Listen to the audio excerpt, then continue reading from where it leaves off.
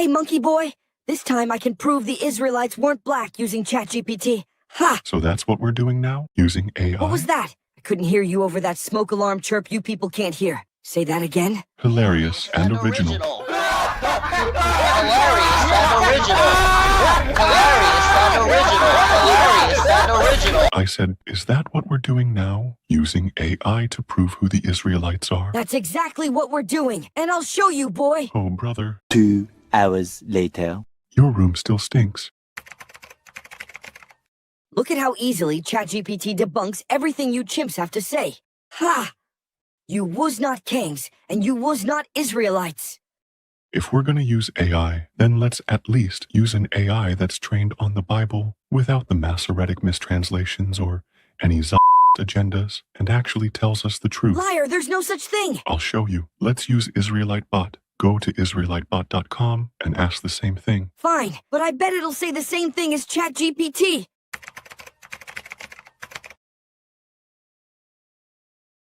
No! No! You see? I told you. No! And it shows biblical proof. No! This is preposterous. I hate this website. It's all wrong. Stop crying. Your website sucks.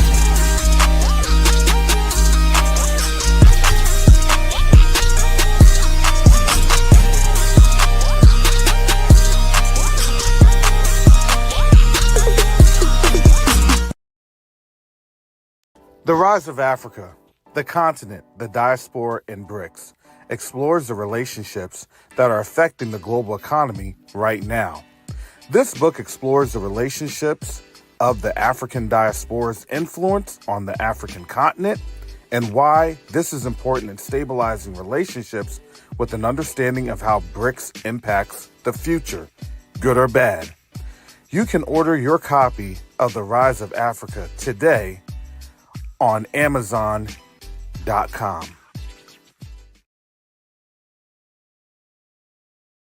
NeoDiplomacy is the new currency.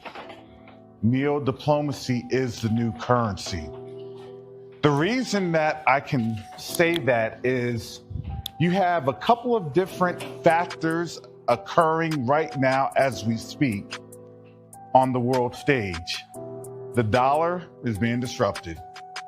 Nations are no longer wanting to engage with the United States. But the third factor that affects each and every one of us is that there is a diaspora from the African continent that's willing and able to engage our brothers and sisters on the continent.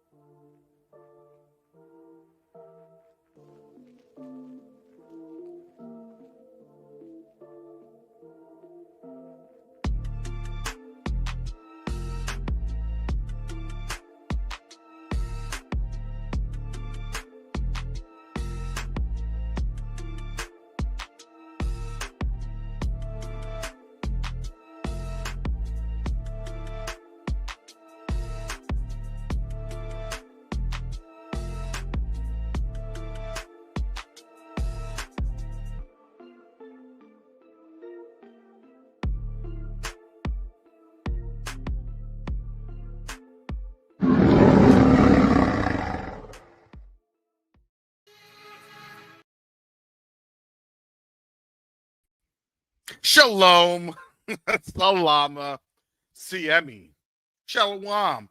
Greetings to all my Israelite brothers and sisters throughout the world, whether you're the bloodline of Abraham, Isaac, and Jacob, the house of Israel, or you are a Gentile grafted in to the house under the blood of Yahushua HaMashiach. I welcome you this morning. Oh, what a beautiful morning. Oh, what a beautiful day.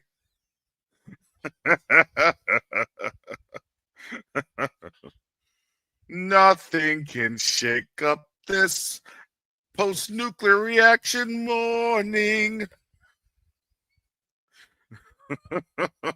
When bunkers have created the play. Oh, all right. Well, I'm joking. I'm laughing. I'm actually laughing because the reality is that the world just became a lot more dangerous.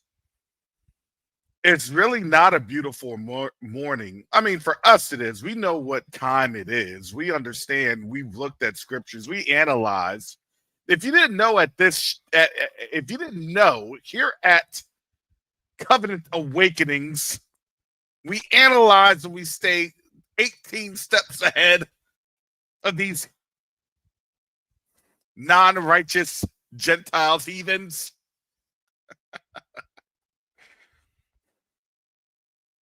Gentiles can be righteous. Okay, those are strangers. Non-righteous Gentiles, man, those are heathens.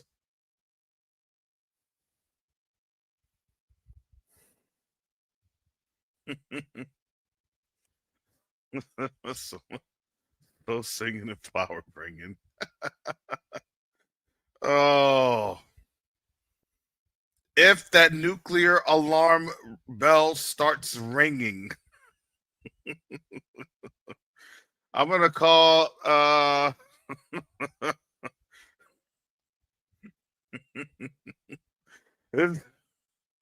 Trump's rat name is Notorious DJT. No, Notorious.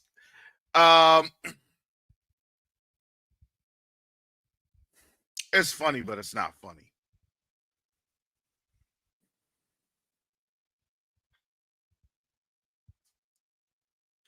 And I want you all to understand the next wave that we're on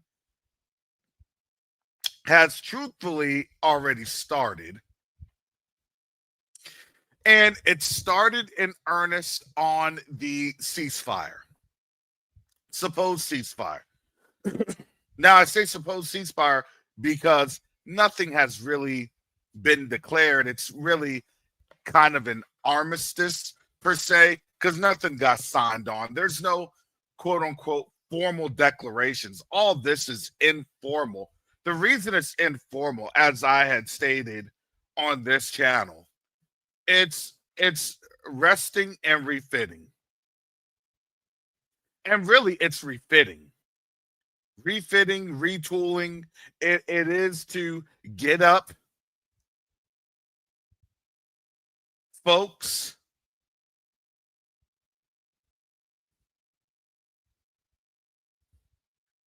to quote unquote join the fight.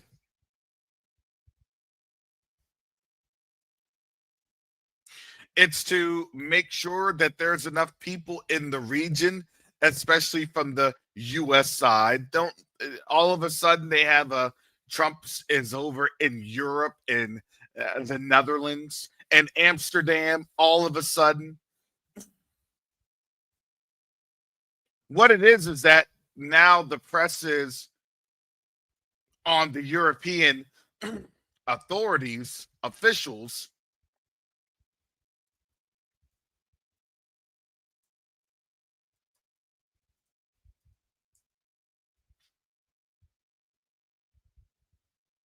to join the fight because the European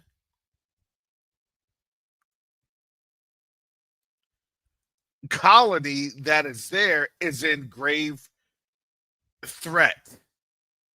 It's in a serious and grave threat of no longer being there to colonize, no longer being there to expand and have a presence. And this is what it is to have a presence in Africa, or at least adjacent to Africa, adjacent to the Suez, adjacent to the Nile. They're less than 150 miles from the Nile River. You can look that up. So their proximity to the continent is the closest that they can have that quote unquote makes sense.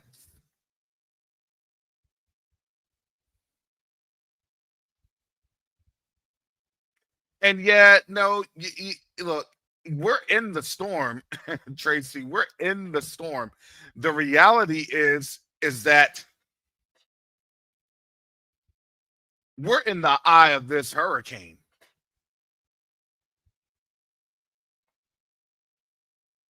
And it always goes longer and stronger at the back end of a hurricane. Do you not think that it was funny as we examine everything that's happening with this supposed quote unquote ceasefire that all of a sudden Israel had stated, we're not going to show images and pictures of what's going on in this country. We're going to censor information. See, when we saw that back on, it was starting to report on Thursday. That really should have been your warning sign.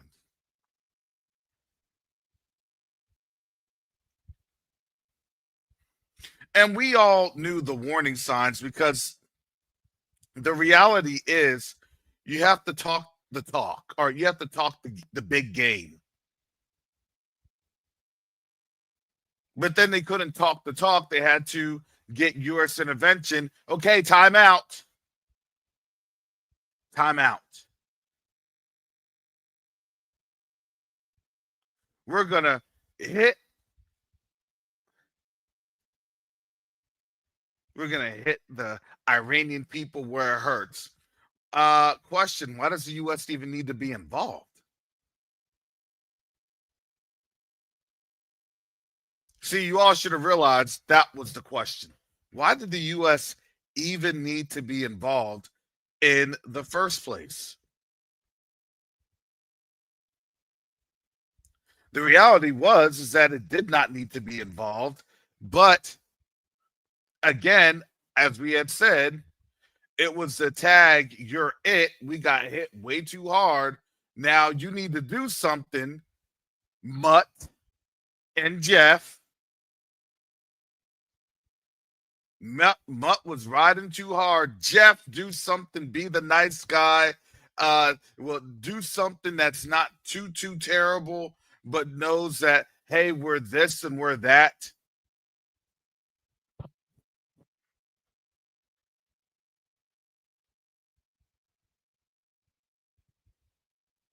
Understand why they were trying to get money in this whole Doge, this Department of Government Efficiency. All of a sudden, right, things blew up with Don and Elon and all that other nonsense. And then, 3 weeks later, Israel's going to war. Israel hit and struck with the first punch. 3 weeks later.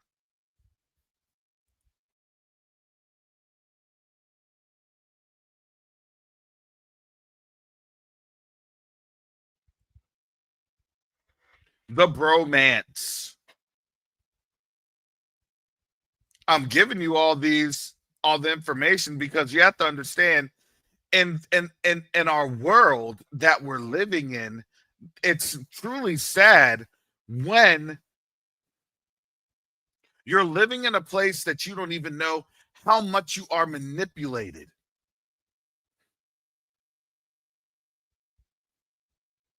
How much you are propagandized.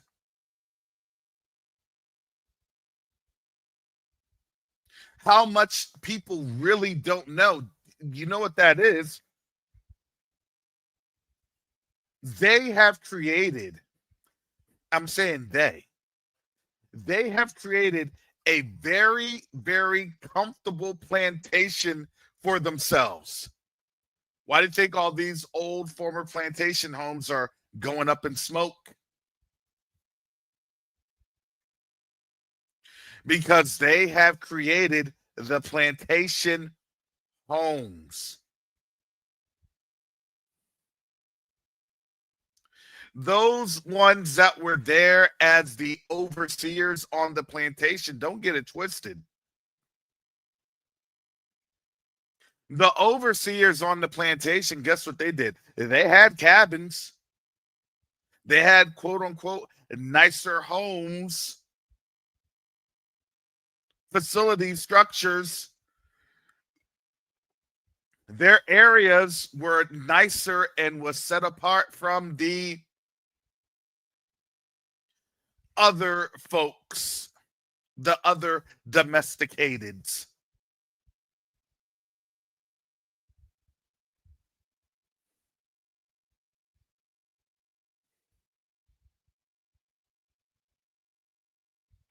And now, understandably, what you're actually seeing is that you're seeing how our people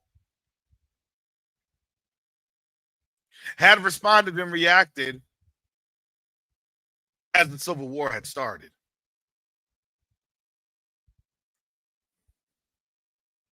How our people were still on the plantations, gleaming just a little bit of information because they'd hear people talk about the information. And our people were starting to get things piece by piece. Because why? Because the folks at the top, the elites, would have to say something to who? The overseers. So the overseers would be what? A little bit more extra vigilant. Come on now, ICE. I'm trying to give you this analogy so you understand what is happening. Maybe I can, get a good spiritual EKG to your system, a spiritual AED, a artificial electronic defibrillation device. Because sometimes you have to shock that spiritual core.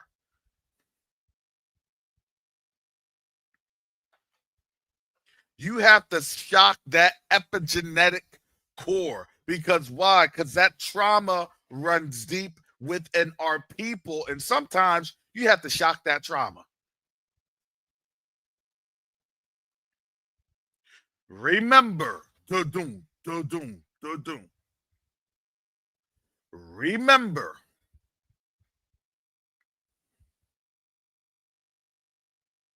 So it's not like we're saying something completely outrageous or fabricated or coming out of left field. No, the reality is we have seen this before. Our forefathers have seen that before. It literally is encoded in our DNA.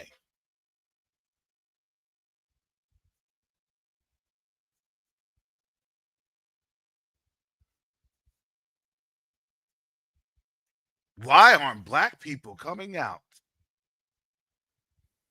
Why aren't we protesting? We're gonna hang on out on this one. We're with you. We're just not with you. We're sitting here on this couch. Why? Because we understand. We understand that the oppressor class is feeling it. That's why they're doing what? That's why they're trying to go on out in these streets and protest. Because why? Because everything's being taken away from them. Because why? Because they're about to go to war.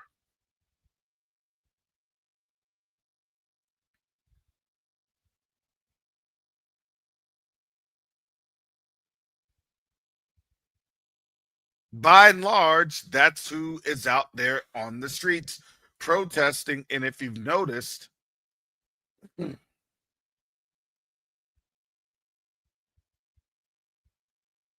they kind of gave up on us getting on out there, and then they tried to say something about black fatigue until they realized that they were thrust back into war. And because of this fragile ceasefire, which is fragile. Because why? Because what ended up happening was it was an embarrassment.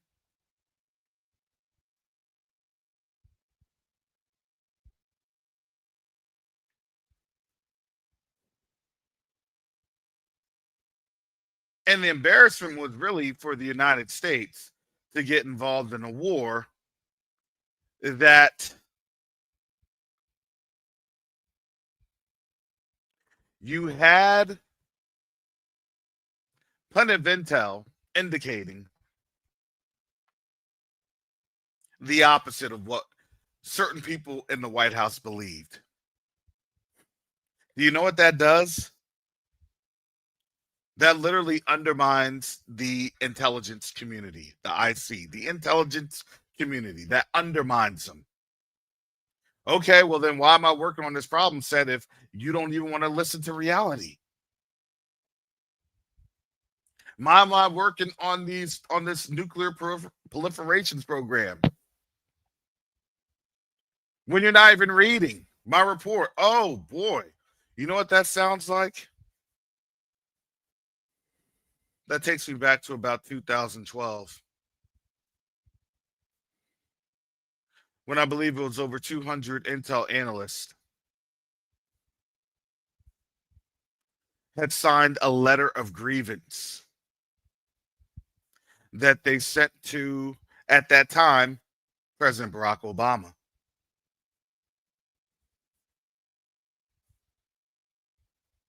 Remember, President Barack Obama at that time said, hey, you don't need to worry about ISIS. ISIS is just, a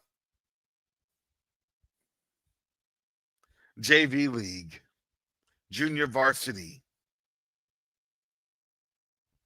And I quote, paraphrase.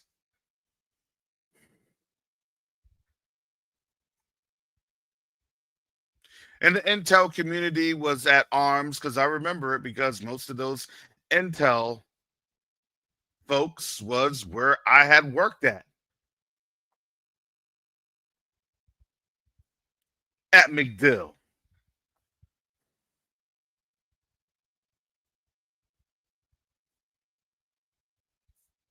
At the Vince, which would be the Jig Cent. There was a big old J2 building.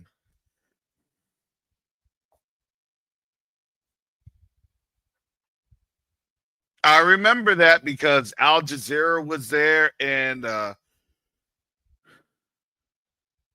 analyst. He was later appointed something in the Trump administration in 2000. Derek Harvey, I believe his name. I ran across him a couple times.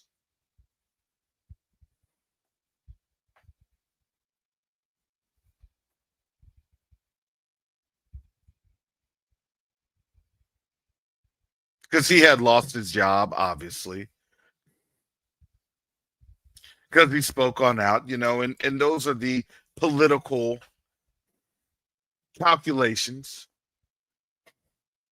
Because everything in the military and even in your civilian career as a government DOD employee, you're going to take an L, gamble on the next administration, and then, you get yourself a job as an analyst over in places. I know he was on Al Jazeera a lot.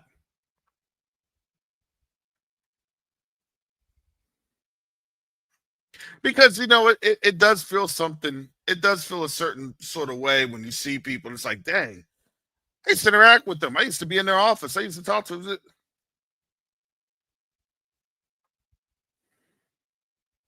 And then you see him on TV, and it's like, wow.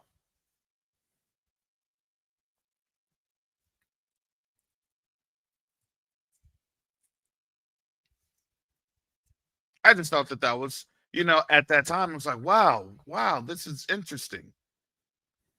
But everybody plays the political theater. Because they see, okay, I may have to sit it on out. If I sit it on out, I may have to go to some sort of institute of oversight analysis, things of that nature. Get a comparable pay that I was getting in the government, maybe make a little bit more.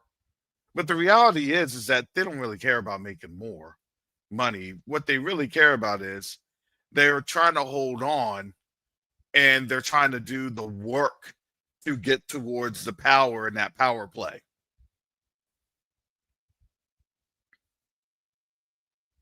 So think about it when people take those L's and they say, well, I wanted to stand up because this is what's going to, I'm giving you the game plan because this is what's going to end up happening. We tried to stand up to Trump and Trump said no. And at that time, I resigned, right? This is what you're seeing. You're seeing that with U.S. attorneys generals, right? You had over 100 resignations, like 2 or 3 weeks ago.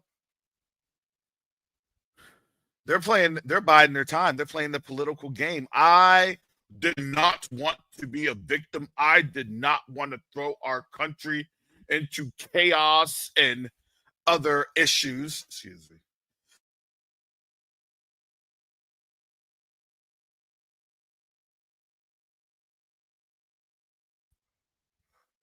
Understand the game that they're playing. They're playing the game of I was the real patriot game. I was the real patriot. Did you see what happened? You see what happened to our country?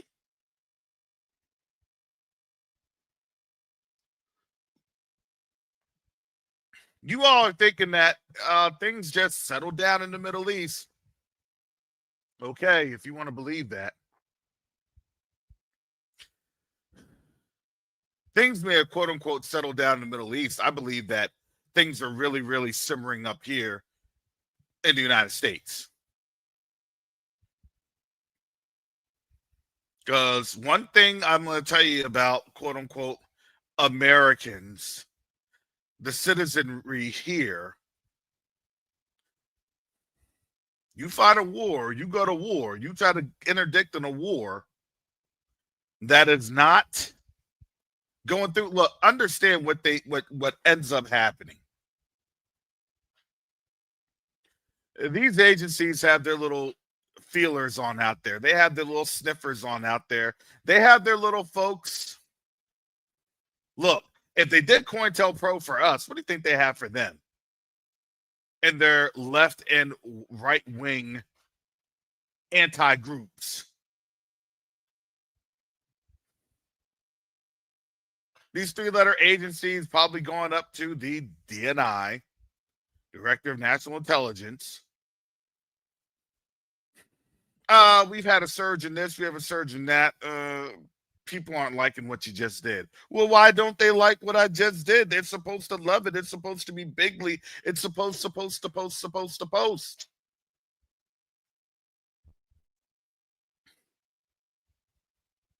That's why they go to the edge per se, and then they have to throttle down, and then they go to the edge, and then they have to throttle down. You have to understand how these mechanics work when they're talking about a manipulation tactic. You have to start to manipulate people outside their comfort zones. It's a desensitization. Remember, I was talking about desensitization. Now I'm giving you really the mechanics of that, because these are the mechanics of going to war. Nobody wants to go to war. You just had a generation of 20 plus years in Afghanistan. People saw how that ended. It ended very bad, very miserably for most people.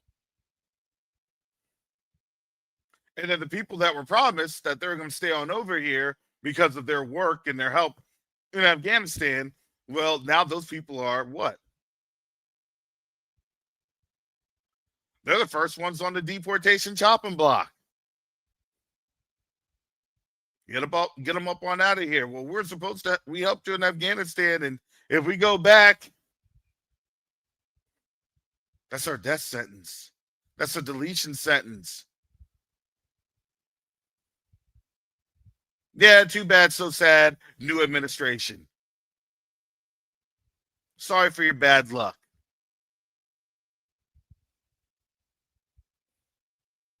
And then what did end up happening? Those same people that had thought that they were going to be brought over to the American dream, they got used, they got abused. And remember, they're not us. They will not take the abuse lying down. Man, we take the abuse lying down, and then we roll on over to our next butt cheek and like, here you go. Proceed to beat on this on this next one for this butt whooping. That's how our people have been.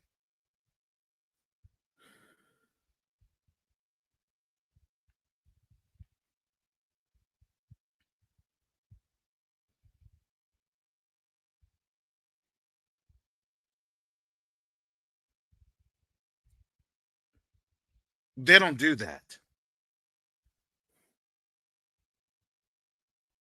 They look at that as their honor had been betrayed. They retaliate.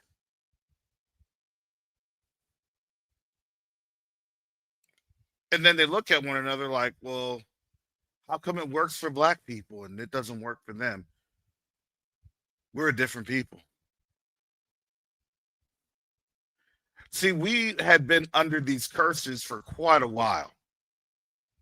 But now that we understand the curses, guess what? You know, knowledge is power, right?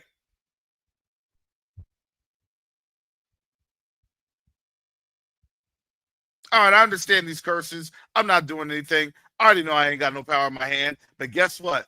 I will give it to the Most High. Hallelujah. Ain't no fault found in Judah. Hallelujah. Here it is. I'm going to have Zion on my mind. I'm going to have Jerusalem on my mind. I'm going to go here and talk to our people. I'm going to go here and get this thing figured out with our people. I'm going to concentrate on our people instead of concentrating on people that don't like us. Matter of fact, that hate us. Matter of fact, that say that they are our captors, our oppressors, and our enemies. That's what the word says. Because if you're not for us, you actually are against us. That's literally what the word says. So you're against us, and guess what? I don't have time. You know I can't fight you, but I know who can. And all I have to do to fight you is lift my voice and to give the Most High praise for his power and his authority, for his glory. Do you know that that is how we fight?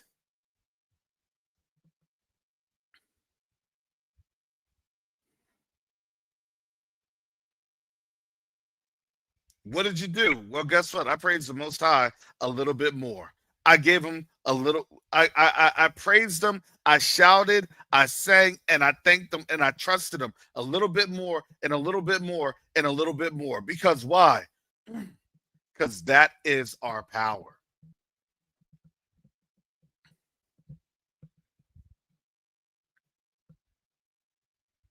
Their power is that they think they have power in their flesh. Our power is we have to understand it's not our flesh. It is by the Spirit.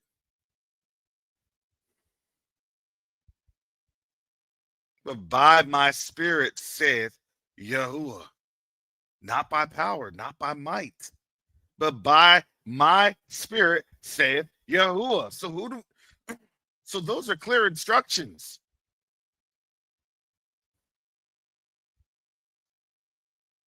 The instructions are so simple, but it's so hard to do. I mean, it's just so simple. He gave us the most simple instructions. Thank you, Father. I'm going to walk this on out. Thank you, Father. I'm going to move this on out. Thank you, Father.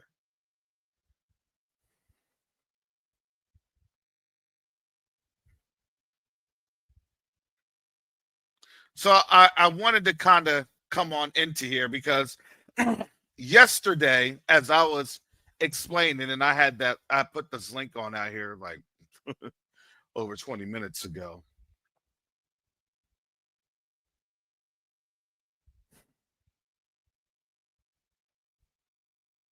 Here's the next build up. Strike set back Iran's nuclear program by only a few months, U.S. reports. That's U.S. reports. It's probably not a few months. It'll probably be a few weeks. And, you know, they'll probably, in reality, they'll be up and running in about 1 to 2 weeks.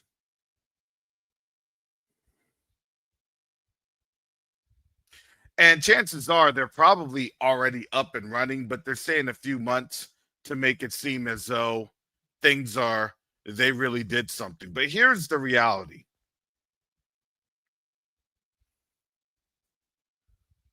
Preliminary classified findings indicate that the attack sealed off the entrances to 2 facilities, but did not collapse their underground buildings. Well, here are all the folks that had contributed to this article here at the New York Times.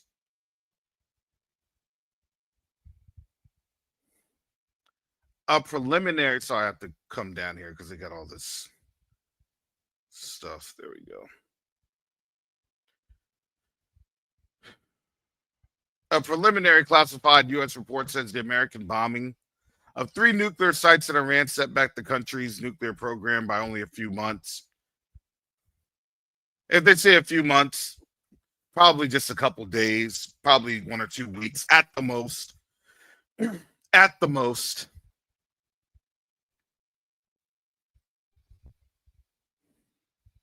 They probably already moved it to an alternate site.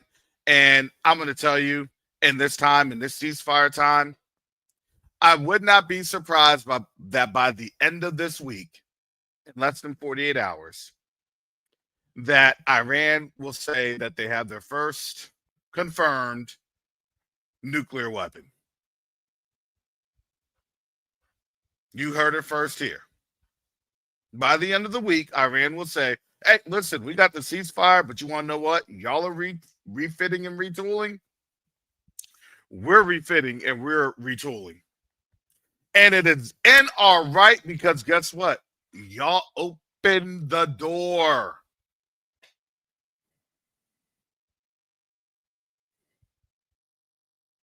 They opened the door.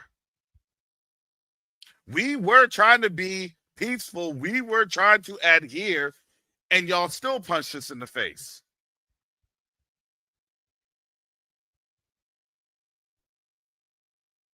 And they still got punched in the face, man. All right, listen, I tried. I honestly tried. We tried, and we knew we were going to be here, but we still tried. We knew what was going to get ready to happen, but we still tried. We knew all the nonsense and the shenanigans that y'all were going to get ready to pull, but we still tried.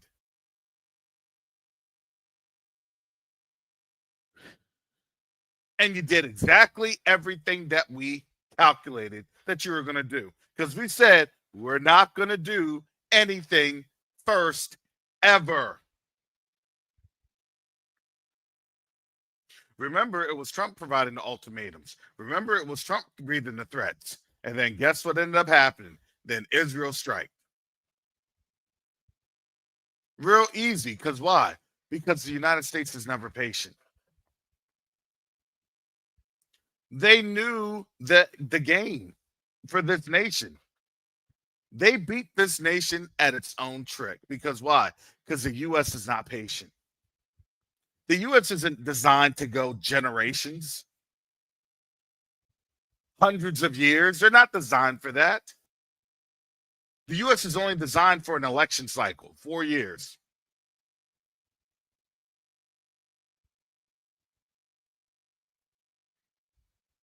And if you think about it, that's the power that these other countries understand that they hold over the United States.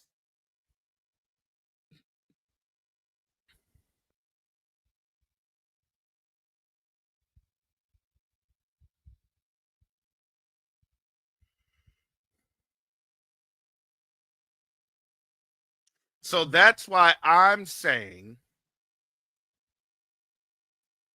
that's just me, my personal opinion. I'm not a prophet.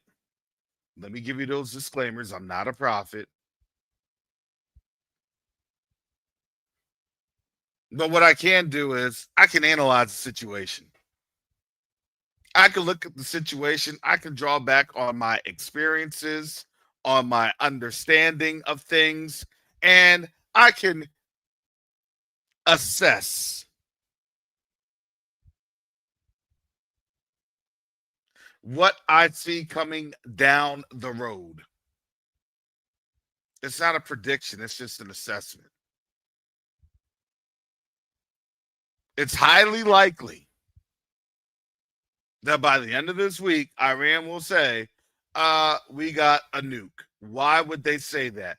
Because they already know what this ceasefire is all about. This ceasefire is about the U.S. and Israel getting weapons. From who? From European nations. Because why? Because they have to save their colony. Because why? Man, why do you think Zelensky's tripping? I told y'all.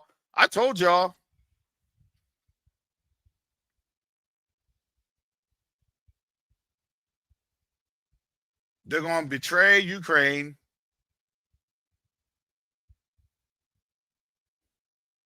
Because Ukraine was never the real target. It was just there to employ tactics, techniques, and practices, TTPs. So when the real war gets started, they can kind of assess what has happened, and then they can model data in terms of how they should respond. That's why Iran had taken so many L's.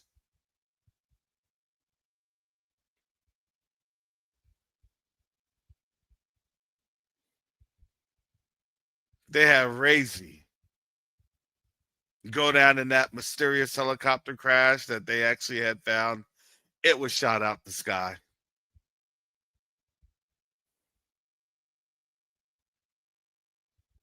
Iran still didn't respond.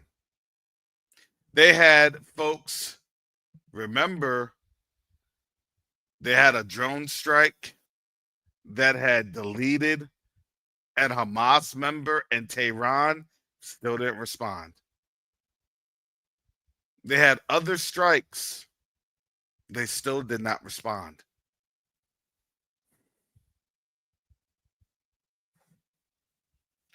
So now, yeah, they had their true promise.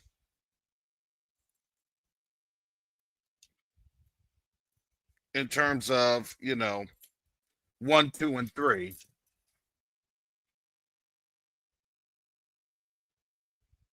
But now they have responded because now they understand this is the strategic goal. They literally gave the Iranians the go-ahead to produce a nuclear weapon based off of what Israel and America did. So much for trying to stop their nuclear weapons program. No, you actually just enabled it.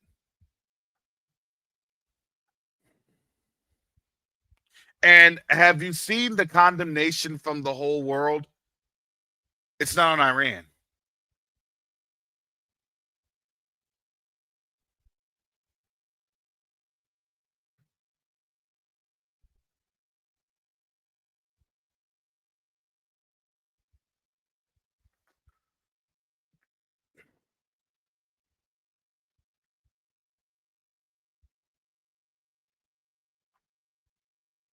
I like how they try to frame this. Let me get back into this article. Before the attack, the U.S. intelligence agency had said that if Iran tried to rush to making a bomb, it would be about 3 months after the U.S. Air Force, after the U.S. bombing run and days of attacks by Israeli Air Force. The report by DIA agency, or Defense Intelligence Agency, DIA, estimated that the program had been delayed, but by less than 6 months. But by less than six. Do you see how general of that is?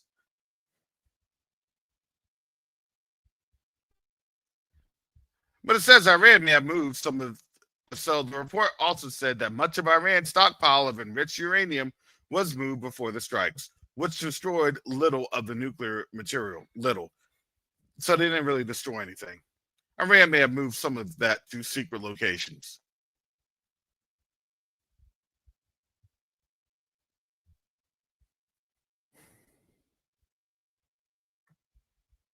Secret locations that would be able to enrich.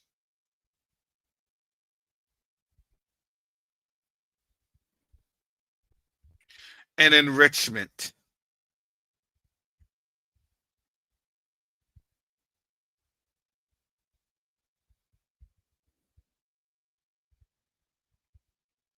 I'm going to jump over here to Press TV real quick. Right here on X.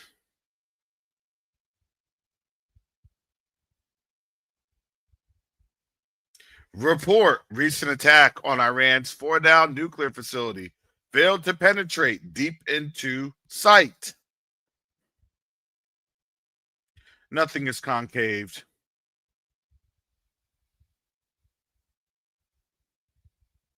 Nothing is caved in. Remember, I said if it was something that was like a big to do, they would have shown the before and after photos. And remember, they didn't.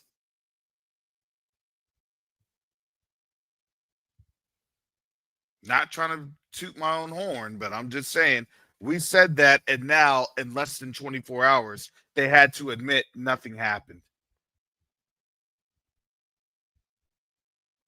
They're admitting it. Both DIA and Iranian press. Remember that by two or three witnesses?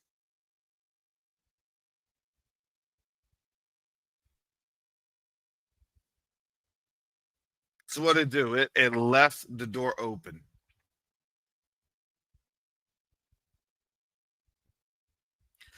Hey, we have legal justification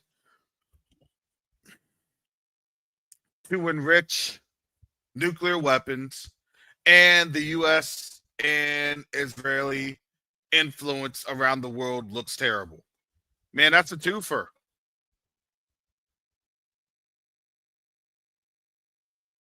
That is a twofer.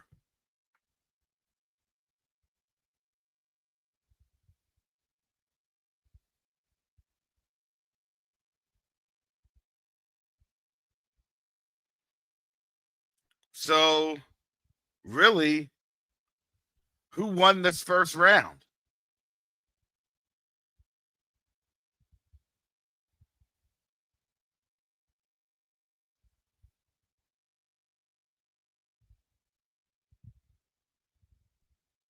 Who won this first round? That's why I put in the thumbnails.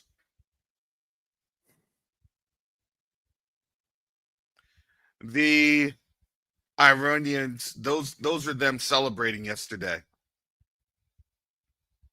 This is again an hour ago from Press TV. U.S. media says many of centrifuges, well, many of the centrifuges inside Iran nuclear facilities remain intact after attacks.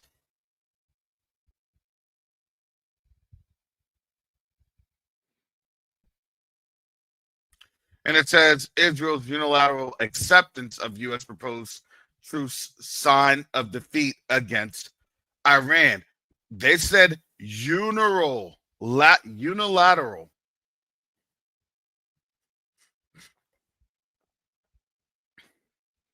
Do you know what that means? That means it was Israel that accepted. Iran said, "Hey, we'll go off the ceasefire that you accepted because y'all the ones that fought."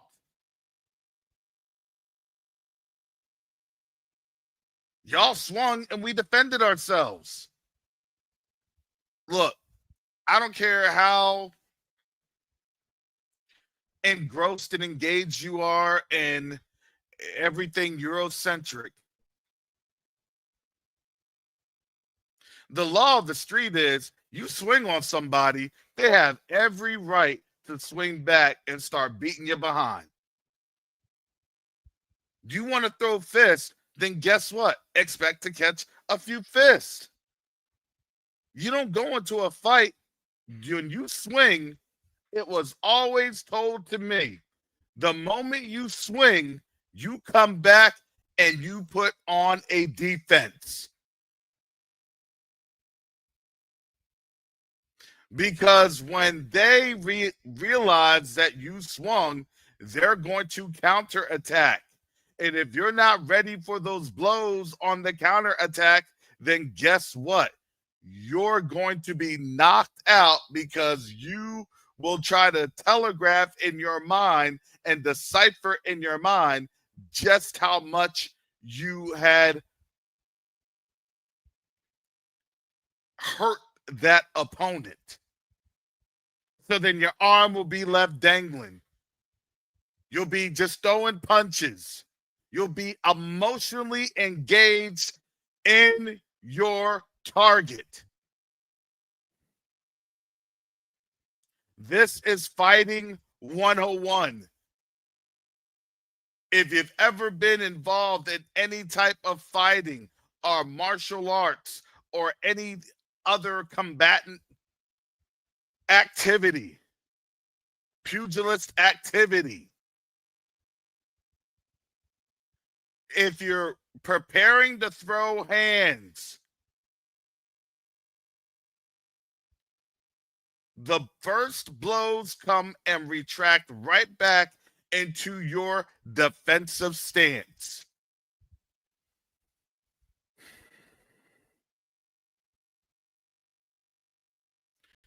Because you are going to brace for impact to your face and body through your natural defense protections, which are your arms, which are your shoulders.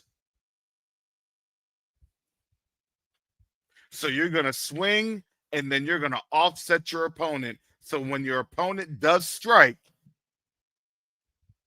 he'll strike you in your arms, your shoulders, and all of the other meaty portions of things that will create blows, but the impact will be minimal.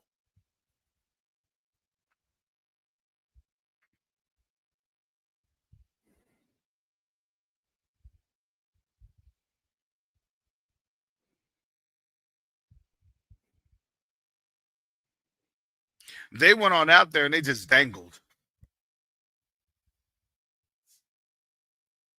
They telegraphed, they dangled, and really they got counterpunched. And that counterpunch was a knockout. It was a physical knockout and it was an influence knockout. They asked for a timeout. They're literally on the ropes. They were on the ropes and they asked for a timeout so then they can go back to the corner. Spit out that blood, get the cut man to open up that swelling so fluids can drain so they can see. Don't get it twisted. Iran won that first round. And now you don't go back on out into the ring with the same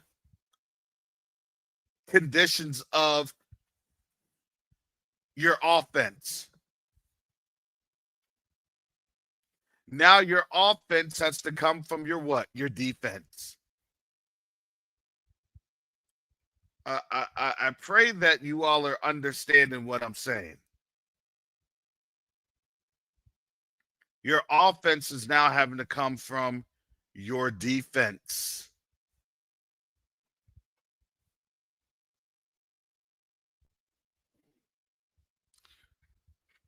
So now Trump is trying to press NATO on 5% defense goal amid Iran ceasefire talks. Those are live updates from Newsweek. We'll see how that goes. But here's the article. Video shows top Iranian commander alive defying death reports. A top commander of Iran's Islamic Revolutionary Guard Corps stunned observers by appearing publicly in Tehran, quashing media reports that he had been killed in a 12-day conflict with Israel. Videos rapidly circulated on social media showing General Esmail Kahani celebrating with jubilant crowds at a rally in Tehran to celebrate what Iranian authorities are calling a victory. He was not among the many senior official or figure that Israel's armed forces said they had killed. Newsweek had reached out to Israel and Iran's foreign ministries for comment. Now, here's something that I'm going to see if they stated this in the article. Why it matters. Khani's public appearance is a pivotal moment for Iran's military leadership as a symbol that it has not been entirely eliminated in the Israeli strikes. As commander of IRGC's Quds Force, responsible for Iran's foreign operations and alliances, he is central to Tehran's regional strategy. Kahani's visibility projects enduring strength by the IRGC and signals Iran's determination to withstand international pressure. Kahani's appearance follows a conflict between Israel and Iran, with U.S. strikes on Iranian nuclear sites, and concluded with a ceasefire brokered by Donald Trump. Israel has claimed responsibility for killing at least 10 senior Iranian commanders during the campaign, including the top figures from the IRGC and its intelligence and aerospace divisions. Reports of Kahani's death first surfaced on June 13th when Israel launched a series of airstrikes across Iran. A New York Times report quoted sources as saying Kahani had been among several senior Iranian military officials killed in the initial waves.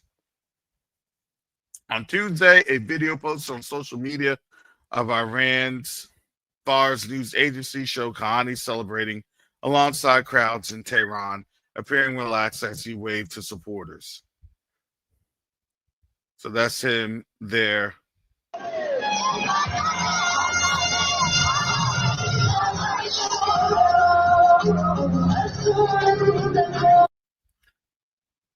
So, who is Ismail Kahani? So they'll go through here. And you had a couple other people that were coming on up. So all the people are saying that those folks had been, quote unquote, eliminated.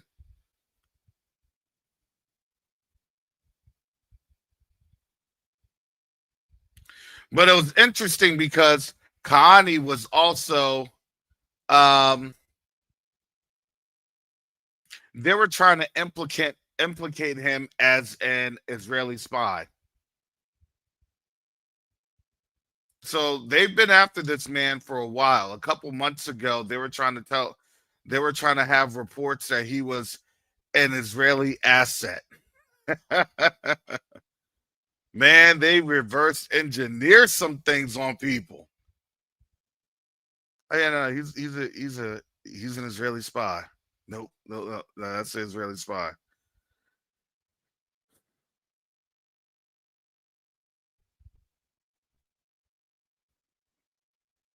This is yesterday, June 24th. Folks waving the flags. Ceasefire, ceasefire.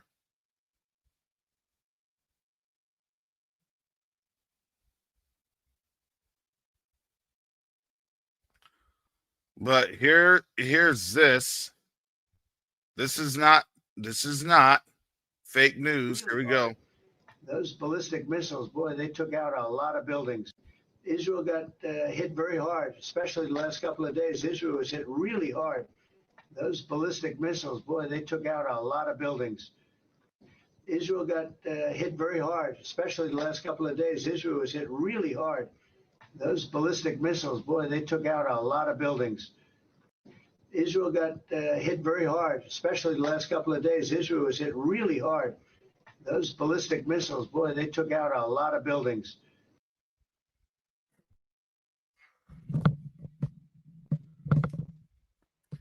Um,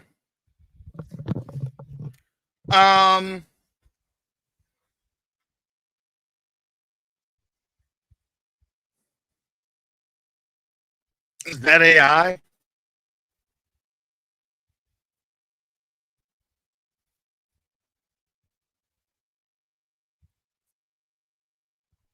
Is that all AI?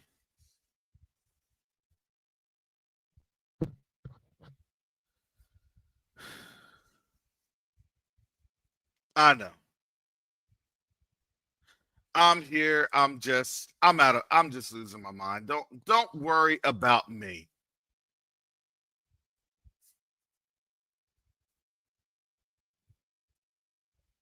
Can't believe the lying eyes.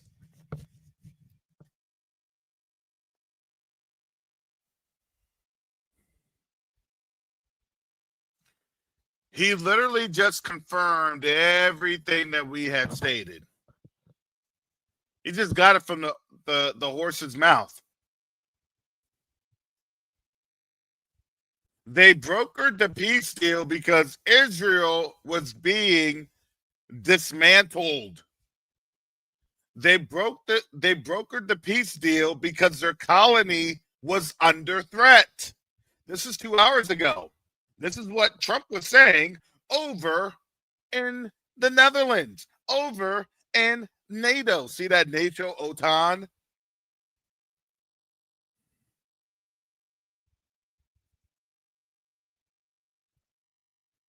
That's Mark Rutte. That's the secretary of NATO.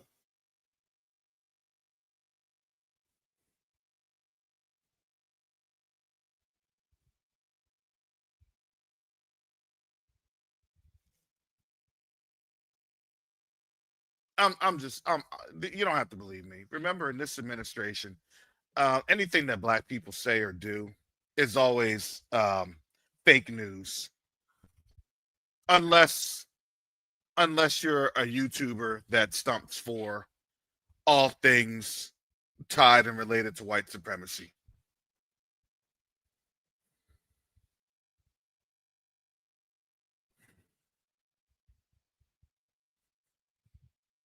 I could show up in here looking like Clayton Bigsby. You know, we'll see what's going on in between Israel and Iran.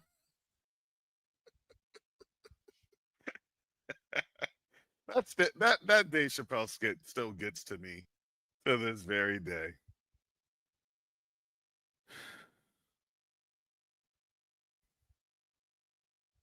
I'm just giving you all the information. You can believe me or not.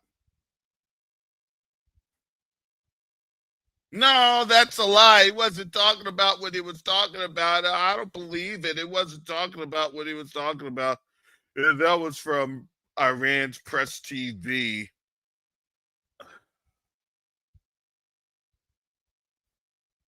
I think this looks like this is coming from Sky News. They usually have that.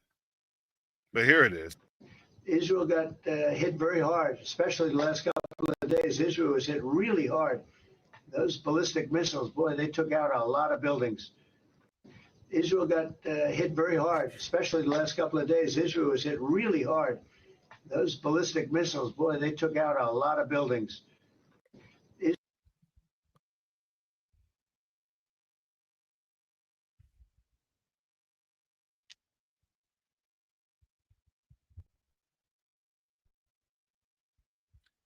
They got scared. This was a tactical retreat for another day.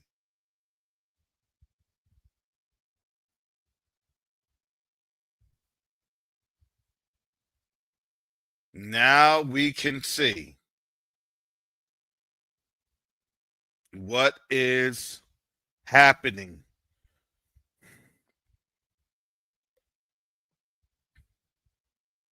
That's why I said, give it a few days and let them tell on themselves. Give it a few days. Let them tell on themselves.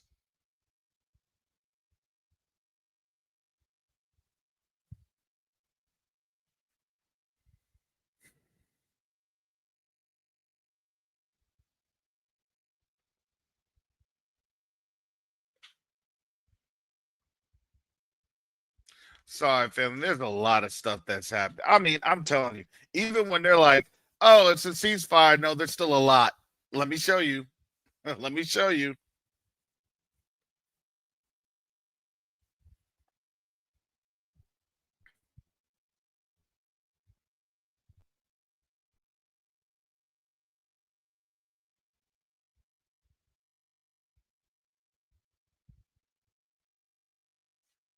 This is from telegraph.co. So this is from the UK. This is from Afshin Madadi. Afshin Madadi.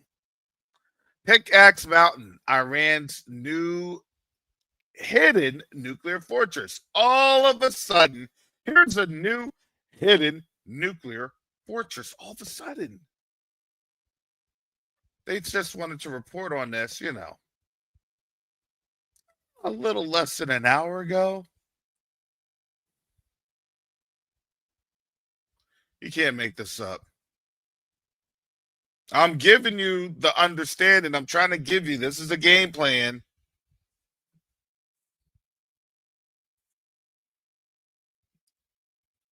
Look, read the reports. Read the reports. Y'all have to understand. When I do my little scholarly reporting, when I do my little assessments and everything else like that, I used to be on it in those cent.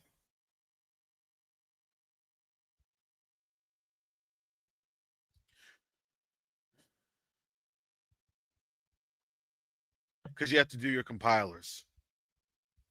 And then you do your assessment of the things, and then you have that open source reports, and then this cooperates with blah blah blah, and then this cooperates with blah. So there's other intelligence disciplines that then interact with your all source environment that creates your assessment.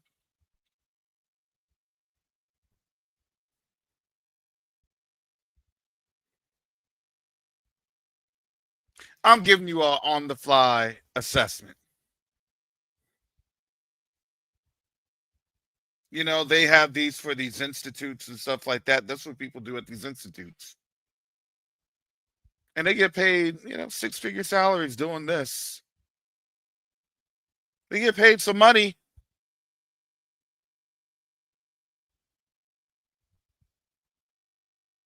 American Enterprise Institute, Carnegie Mellon Institute,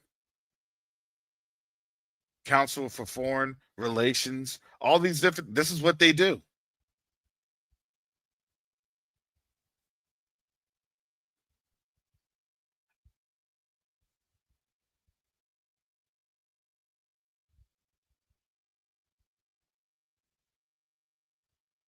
I told y'all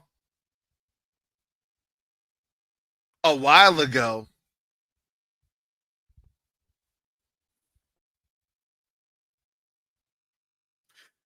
that place was about to get driven back into the Mediterranean. They were about to have boats. They weren't ready for that yet.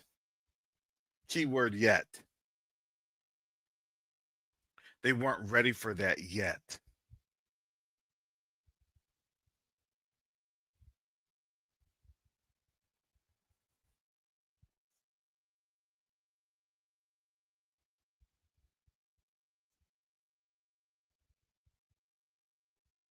So you remember, they're now desensitizing people to the possibility of, hey, when they have to leave, well, it was God's will that they had to leave, but God is good that He was allowing them to leave to come to the real Holy Land, wherever that's going to be next.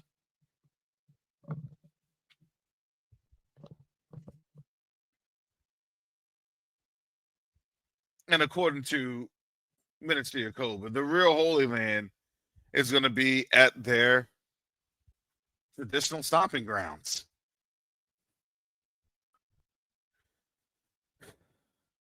Located around the Caspian Mountains. Located around the Caspian Sea.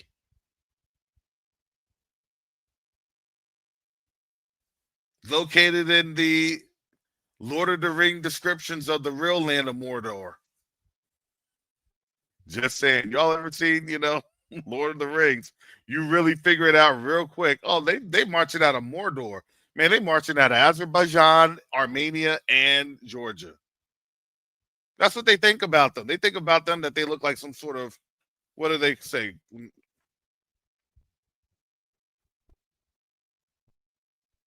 didn't call them trolls. I think they did call them trolls.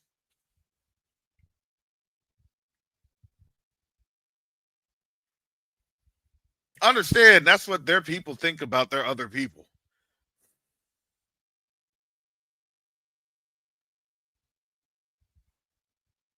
I didn't create Lord of the Rings, so don't black folk.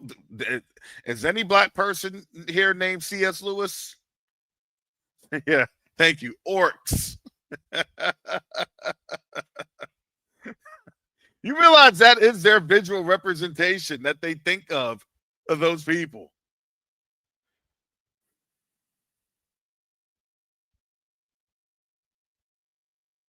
They're just the side of Japheth that they really don't like. Man, I'm telling you, Japheth done slaughtered even itself. Look at the Table of Nations. Go into Jasher. Look at Jubilees. When it talks about Japheth. When it talks about Gog and Magog. When it talks about the tribes that literally got genocided. They've been doing this for thousands of years.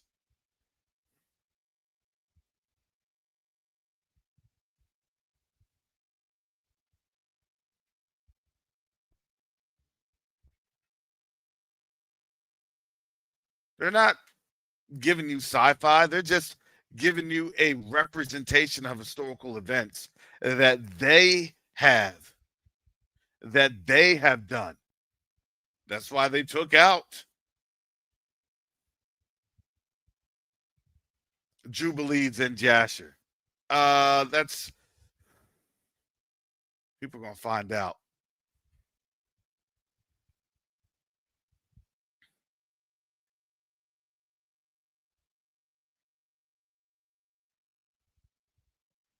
Now they're gonna go back to they're gonna go back. That's Khazaria 2.0. As Tayu had said, y'all need to revisit Khazaria 2.0.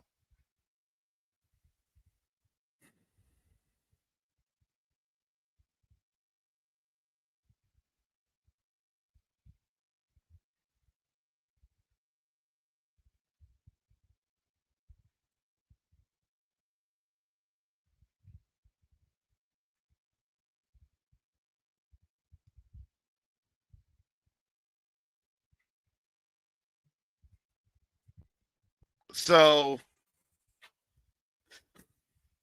as I had stated and, pontificated and postulated and whatever you want to call it, basically, as I stated earlier, I said my assessment, it's going to be likely that at the end of this week,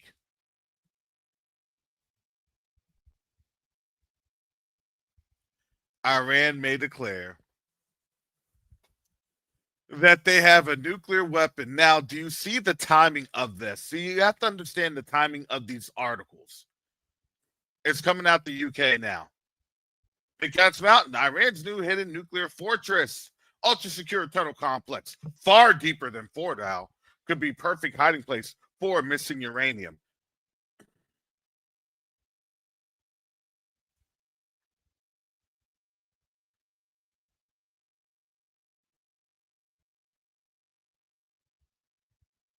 I believe that they probably already had this facility ready to go. Okay, when they strike, we're going to send everything here. Then when we send, and then as we go there,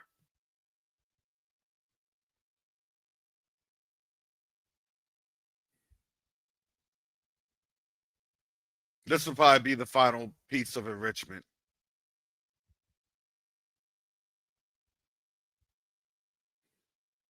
These are triggers. These are actions.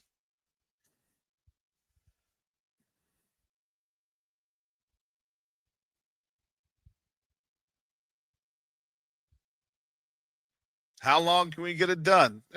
48 hours, 72 hours. We can have our first one done in 48. That's probably what they're saying.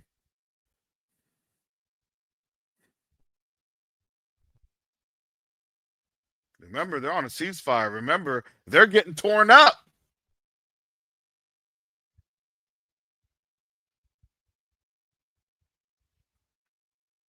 Israel's getting torn up. They got torn up. Israel's got to bandage its wounds. You just heard it from Trump.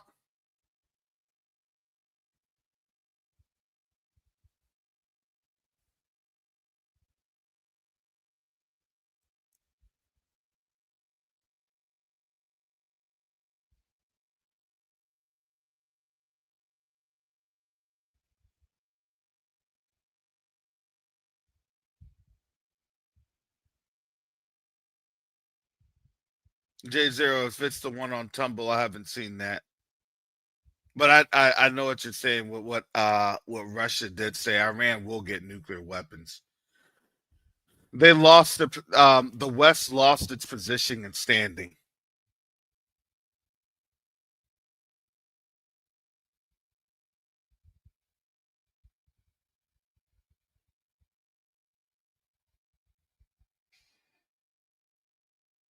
They got to refit. They're gonna let them do what they need to do for at least 2 or 3 weeks, at least, and then they're gonna be right back on the warpath.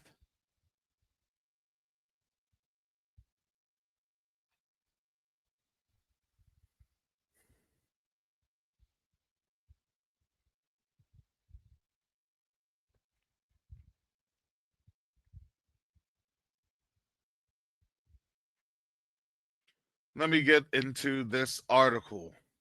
So this is the Natanz uranium facility that's highlighted in the white outline, and then Pickaxe Mountain is highlighted in the yellow, basically right next to Natanz. That's the nuclear facility. Those are the entrances. When the Director General of the International Atomic Energy Agency asked Iran to explain what was happening deep underneath Pickaxe Mountain, the reply was short and sharp. It's none of your business. Okay, I don't know if that's actually true or not. You're now starting to see the buildup for the. It goes without fail. It really does. It goes without fail. You're going to start seeing the next buildup. It's none of your business.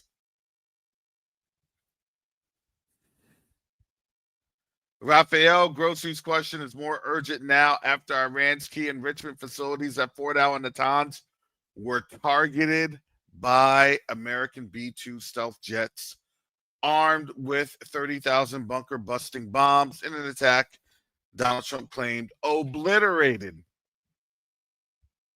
Iran's nuclear program.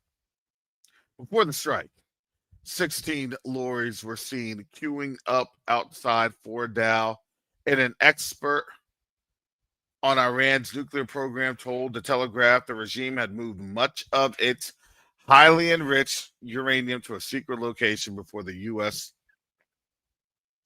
was able to bomb its facilities. Tehran had hidden sites housing hundreds, if not thousands, of advanced centrifuges capable of producing weapons-grade uranium for a nuclear bomb, according to Seema Shine, who has worked with the Israeli military establishment for 30 years. Pickaxe Mountain may be the perfect hiding place. Do you see this? Is anybody... Give me a 1 if you're surprised. Give me a 2 if you're not surprised. Give me a 1 if you're surprised. Give me a 2 if you're not surprised.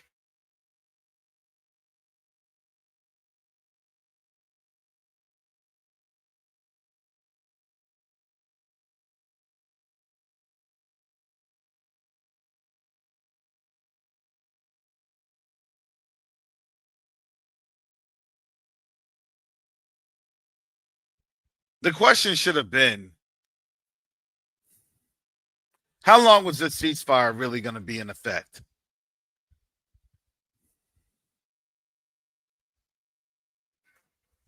How long will the ceasefire really be in effect? Are they going to try and have a week? Are they going to try to have 72 hours, 96 hours? The question in my mind is, how many cargo flights are coming from the United States, particularly from places like Pope or Shaw or what's that one in Ohio? Y'all will tell me. The one outside of Dayton. Wright Patterson, there it is.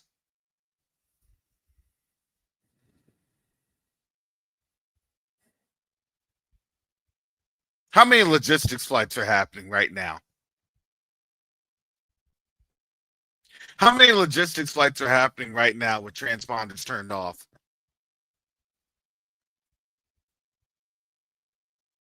Probably dozens. Probably dozens of missions.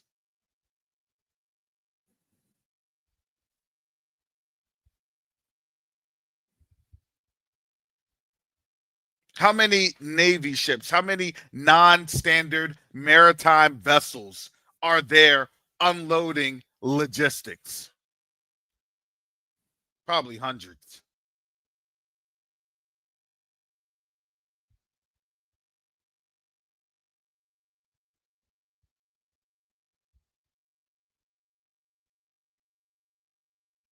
Because then when, I'm going to tell you this, then when Russia passes Iran the intel, this is what's going to happen. When Russia passes Iran the intel,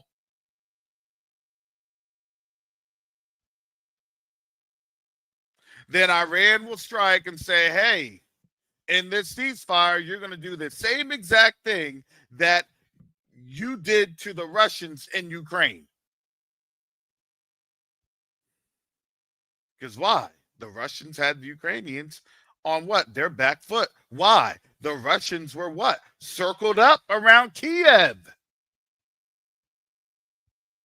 It took them less than 90 days. Remember that? And then Kiev was stalling.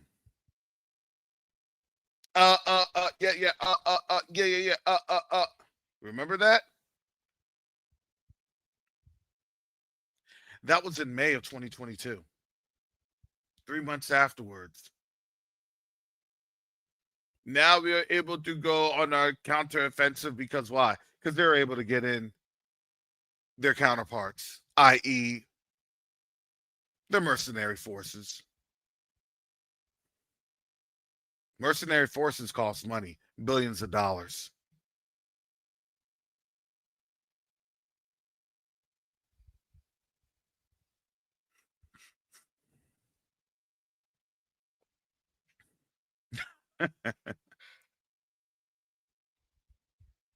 Yeah, I think he will, because look, BlackRock is going to make money through Raytheon, Northrop Grumman, General Dynamics, Boeing, BAE, you name it.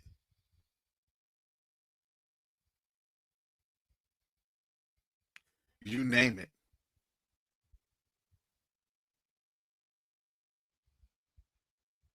So now you have Pickaxe Mountain. Here's the next one.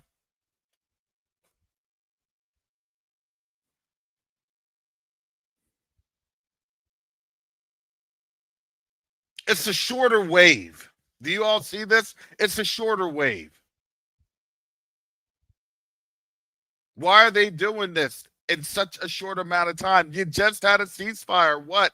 Remember 24 hours ago, little over 24 hours ago, and now they're putting this on out.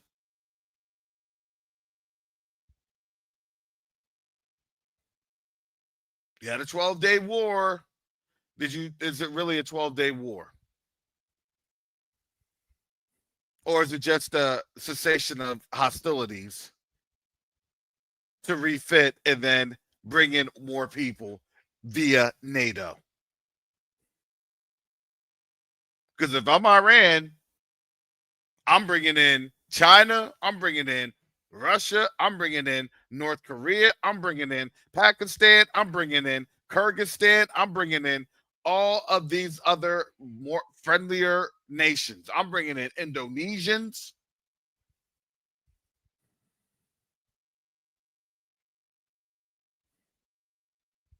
I'm reaching out to a couple countries in sub-Saharan Africa.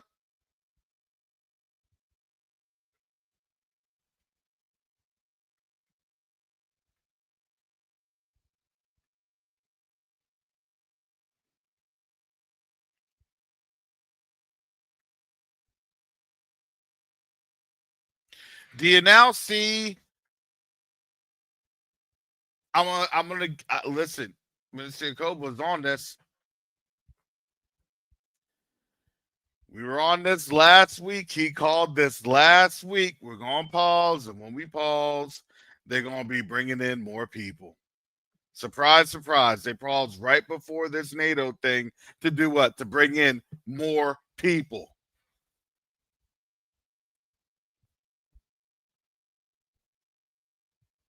It's a coalition of the willing against the excess of evil. Remember, we heard that all before.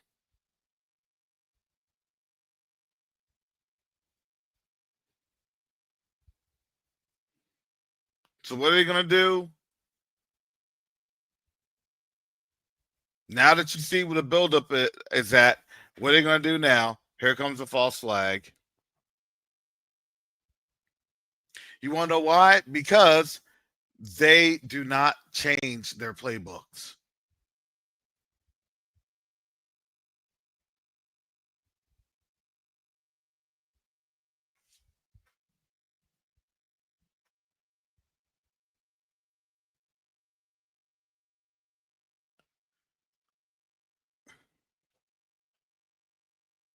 Here comes another Iranian facility. The sprawling site at Ku-e-Kolan Gazla is 90 miles south of Fordow and only minutes away from the Natanz nuclear facility in central Isfahan province. The installation, which is still under construction, has been reinforced and quietly expanded in the past 4 years. Okay. They're literally telling you everything I just said in this article.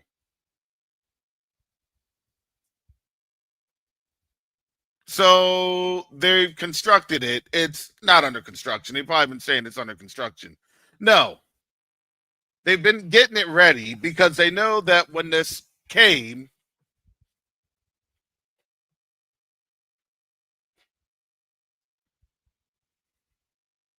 I say this. I believe that prophetically speaking, we have been the clock, per se. We've been the watch, per se. But we are ignorant of really how to tell time.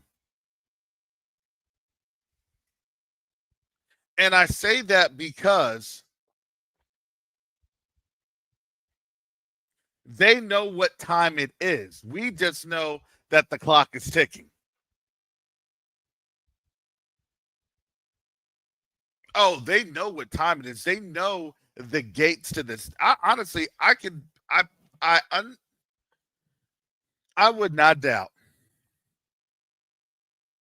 that the rulers that be know and understand the exact time that the U.S. falls. And not just that the U.S. falls, that we come out of captivity. Now, think about this. They all know that we're going to be coming out of captivity. No matter what side you stand on. I don't stand on any side.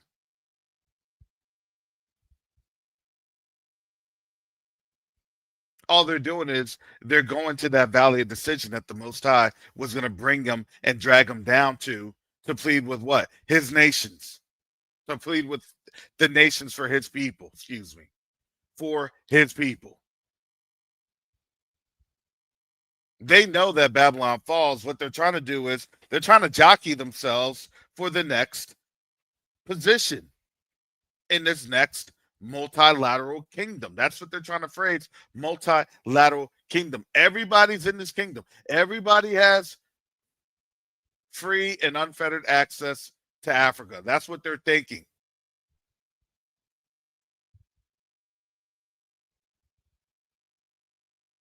But they're not understanding just how bad they're going to wreck themselves. Just how much they're going to wreck their house. Just how much they're going to wreck their own nations. We went too far. We miscalculated too far. You weren't on the playbook. You know you're going to get destroyed, right? So just take the destruction and try not to destroy as much as us because, you already know.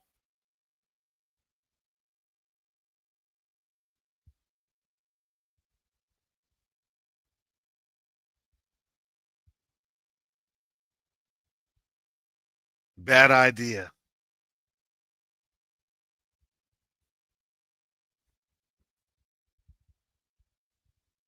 So now understand this is the next news cycle for the next buildup. So then by Friday, watch, because now it's Wednesday. We've already seen this. It's now week to week to week to week to week. They got the nuclear materials there, and now come in another couple of days, it's going to be, they're now producing, reports indicate, things indicate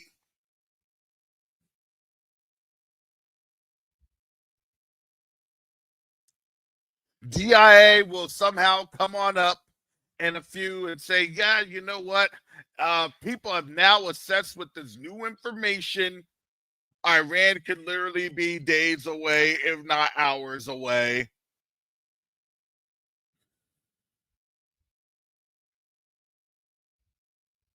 And then Iran will be accusing Israel of building up armaments for the next wave of attacks.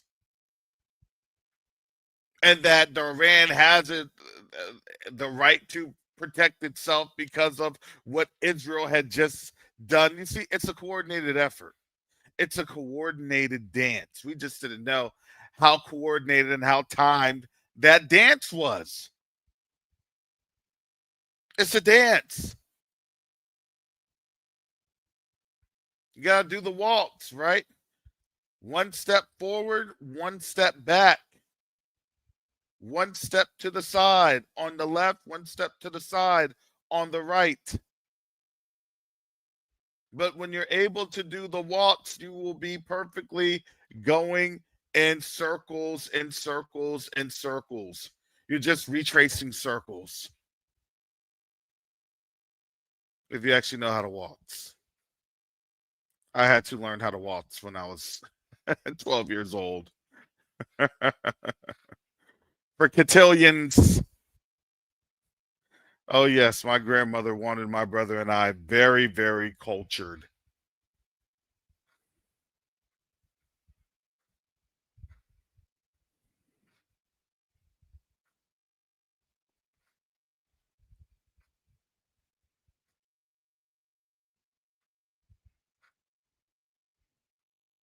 Now they have this from back in April. Now they're going to start digging up all these things. Oh, well, well, we failed to mention that because of all the things that was going on. We failed to mention that because all the things that's going on.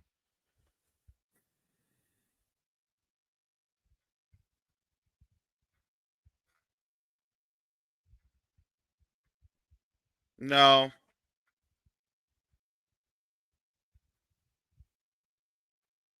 People think that, oh, everything is over. Yeah. They want you to go to the store and buy and buy and buy. Because why? Because this is the merchants of the earth. Get on the apps, buy things, get our economy moving. Because we only have a couple more weeks until we get to that new digital cryptocurrency system. The oil literally crashed. I was surprised.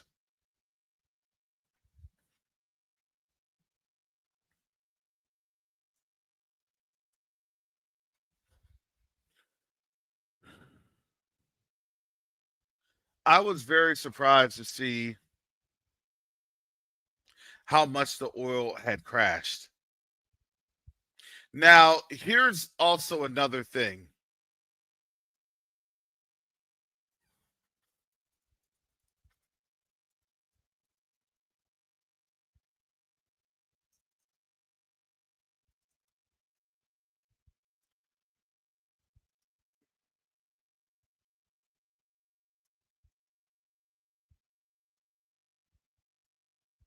Sorry, give me.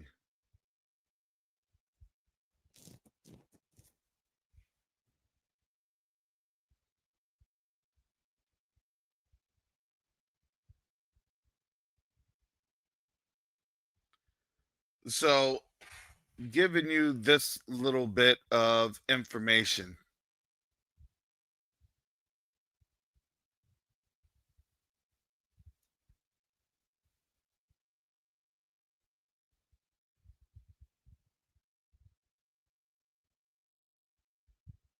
The reason that you had things the way that you had them is that you may not have realized that what ended up happening was that the price of oil was up there for quite a while.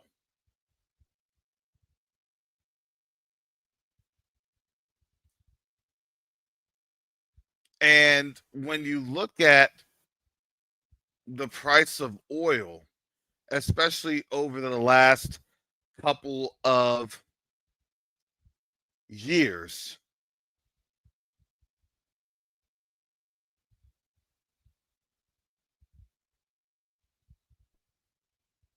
the price of oil, let me share this tab with you all so you can get an understanding of this graphic. I'm sorry I nerd out with stuff like this because I love graphics. I really do. I really do love graphics. I'm sorry, but it helps to understand so you can so things can be underscored. Okay.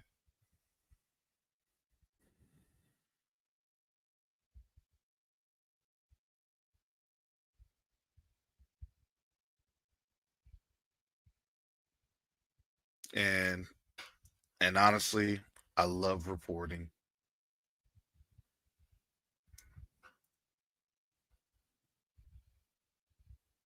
Let me put these in the chat so you all get the links.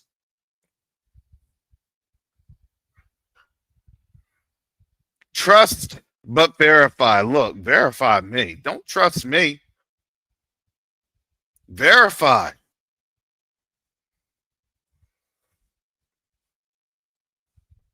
Here's the chart right here. I want you to see this graphic. In July, right, of 2022, oil was over $100 a barrel according to WTI. This is what I'm looking at as WTI, West Texas interchange. July, as of literally 2 years ago, July 26th, it was over $108 a barrel. Okay, that was in July. This was also happening that in Ukraine, what was going on? The U.S. was having to backstop operations in Ukraine because it was Europe. And then from Europe, it was also Ukraine. You have to follow the logistics because logistics follows the money.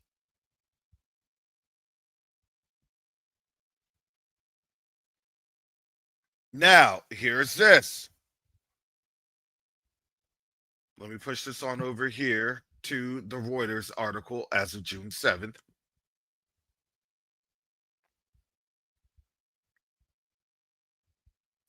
By Timothy Gardner. U.S. speeds up purchasing for strategic petroleum reserve as oil prices dip. Washington, June 7th. President Biden's administration said on Friday, this was what? This is last year. President Joe Biden's administration said on Friday it has increased purchasing of crude oil to replenish the strategic petroleum reserve following its historic sale from the stockpile in 2022. Then we should show you the graphic of what was going on in 2022 because it had to backfill Europe.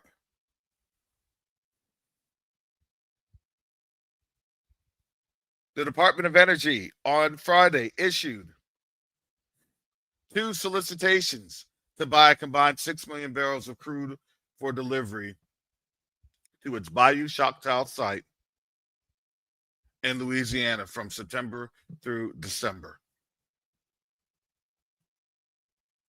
Let's go here.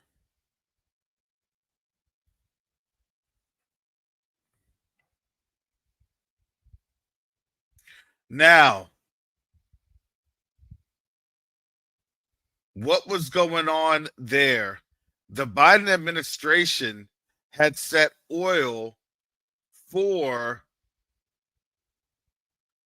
buy oil. Let me get back into this website. The department said it will look for more ways to replenish the reserves depending on the market. The DOE wants to buy oil for the reserve at about $79 a barrel. The West Texas Intermediate Crude futures were well below that at about $75 a barrel. What's happening?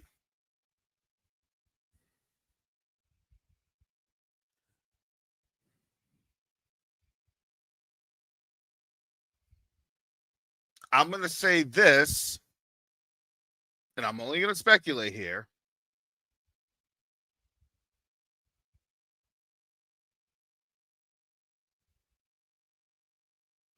This was an elaborate plan to bring everything down from $108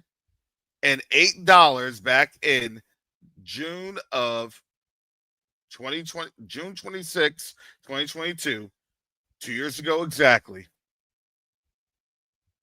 And then you started to have the economic downturns when they say, hey, we need to bring oil down. Well, we got it to South 78, but we needed to get to 75. Oh, we can't do that. Because why? People are still working.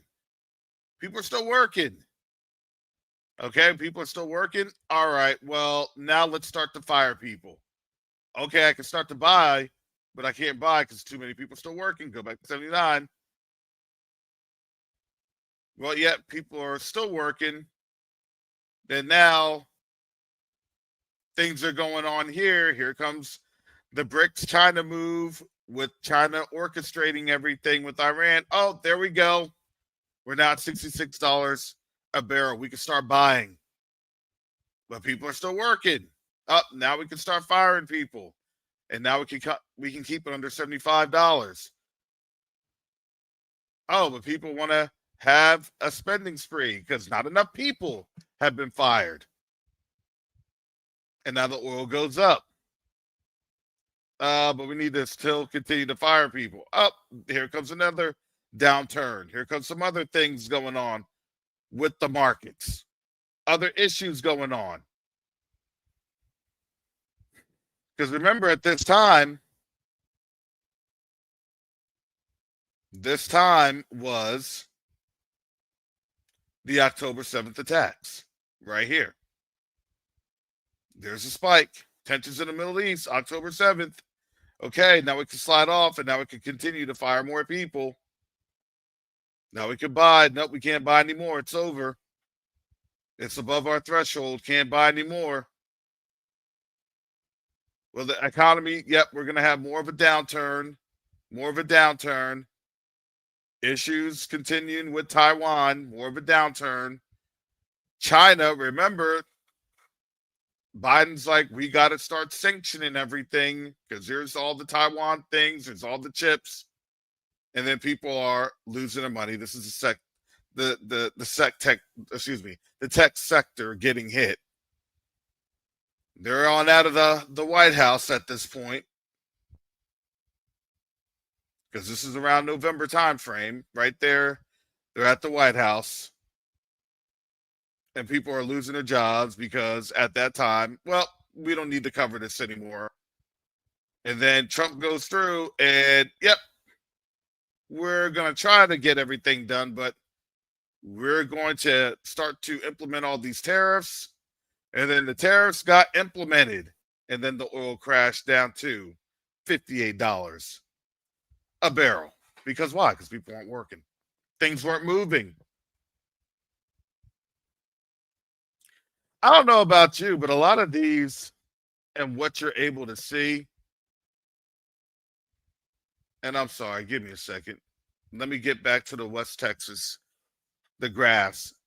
So what you're able to see, these ebbs and these flows in terms of the regional stability, instability, what you see here in the United States, how the United States has really been shedding jobs. And when you're shedding jobs, people aren't buying oil. So if people aren't buying oil, guess what? You're going to have more supply.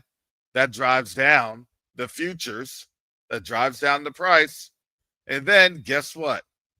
Now you saw this here in April. And then at the end of April, it drops under $60. $58.29 a barrel. So they could do what? So they could get ready for when things spiked on up. And it's still under their threshold. They're still able to buy oil under their threshold. Because why? In my opinion, they're trying to get ready for the big war.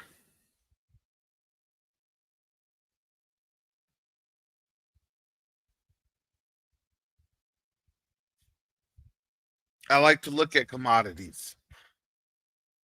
Look how this oil is changing. Yeah, but you had everything going on in the Strait of Hormuz, and nothing's going on in the Strait of Hormuz. Yeah, because now everybody's going to try to hoard as much oil as they can. They're trying to get things out of the strait. This is why your premiums, this is why the costs are going down, because they're trying to get things moving. They're trying to get things pumped on out. Get all the oil on out. Remember, this is both sides now. Stock up for the winter. This is what they're doing.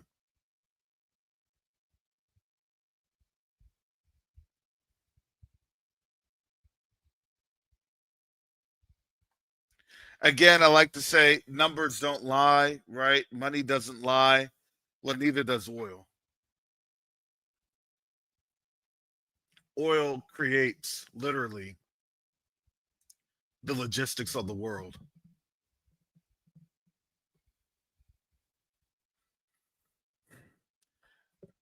No EV. I don't see any EV powered planes.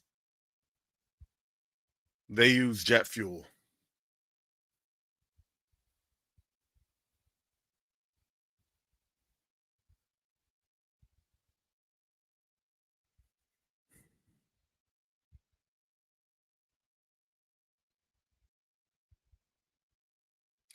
So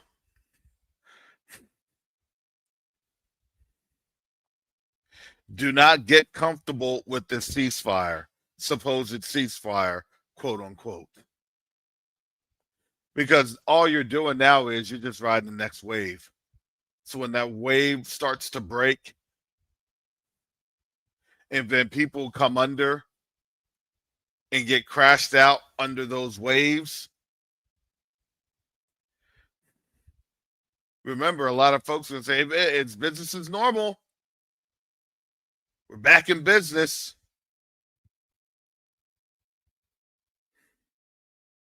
Don't worry, we're detaining all of these Iranians that we're quote unquote finding everywhere. Yeah, they're finding everywhere.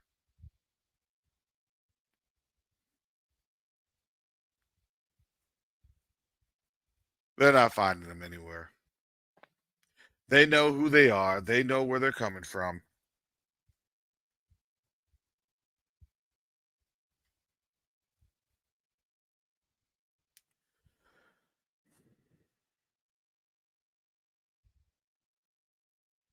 They know and track all their movements.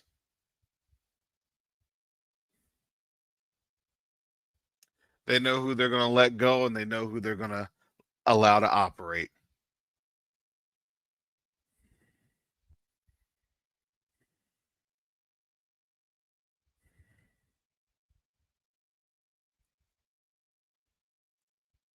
You can't take out all the bad guys. That's bad for business, especially in a police state,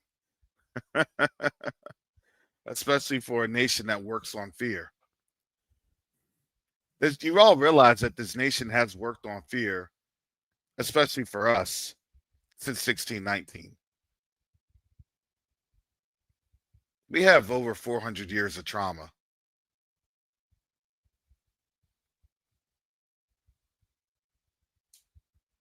And I'm not saying that to be funny. It's actually very sad that part of our healing is to actually understand what it was that gave us that trauma. What we're actually doing is that we're actually healing as a nation. They didn't want you talking. Have you noticed? Don't talk about anything, because if you're talking about whatever your trauma is, then you can start to express what that trauma is, and then you can start to understand how to deal with the trauma that you have been exposed to. Because when you're able to deal with the trauma, then you're able to heal, because now you can articulate it, now you can understand it, and now you have ways to identify how to work through those trauma triggering moments.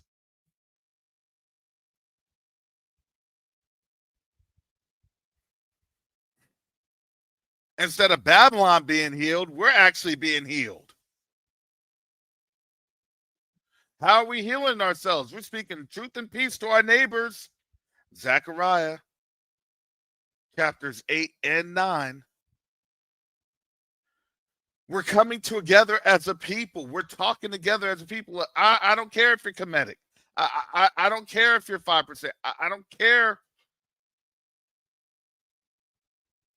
that you're Native American. Guess what? The only thing I care about is how are you doing?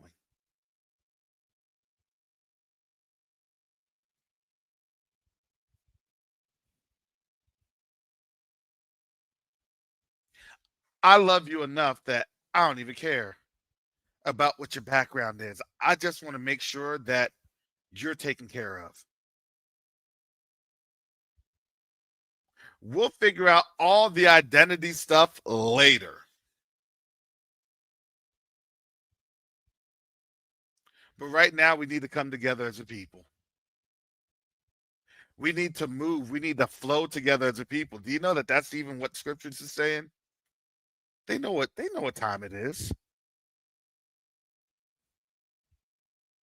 You don't have to be so dogmatic in your approach.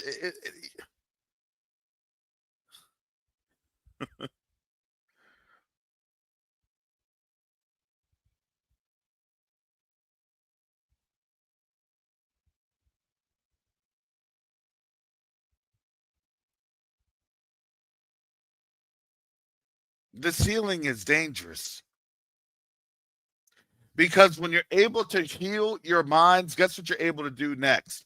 You're able to heal your communities. It's a healing. It's a healing process.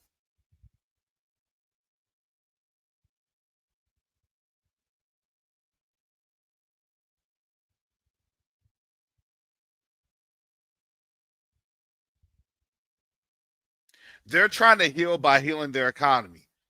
Because why? Because their Elohim is hurt. Their Lord is hurt. Their God is hurt. And that's the God of Mammon.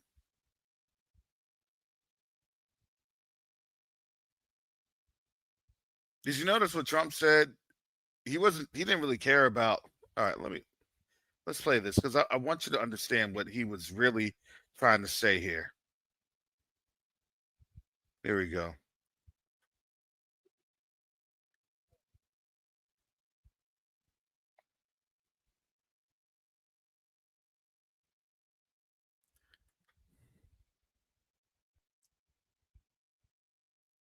They took out a lot of buildings. What about the people? Who cares about the people?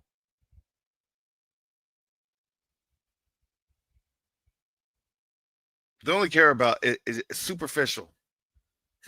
Superficial.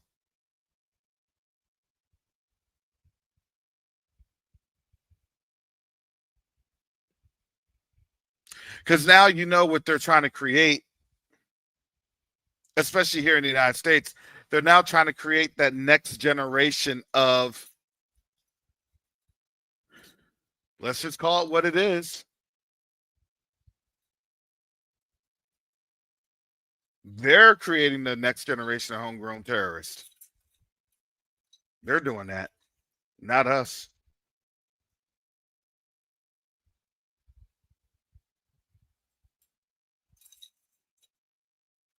A mother still breastfeeding her child gets ripped away.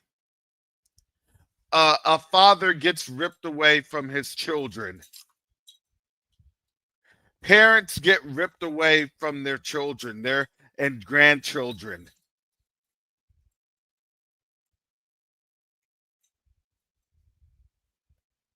We know who the curses were assigned to. Okay.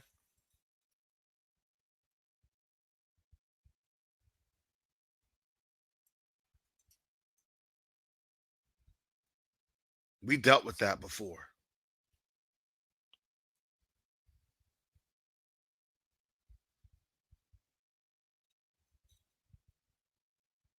And now what are they doing? They're creating the next generation.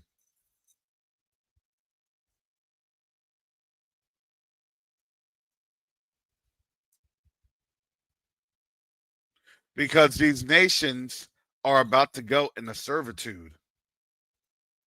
Because why? Because their resources are going to be lacking. And their access to resources will be cut off. And now they will be slave to the borrower or to the lender. The practices that they just did, other nations are going to do to them. Oh, wait a second. Remember, we figured this thing on out. We're not doing anything that you said. If you want resources, you're going to have to sign here. If you want things, you're going to have to sign there. Do you know how quickly the script is flipping? Do you know how quickly this script is really being blown up in their face? That's why they can't stand Museveni right now in Uganda.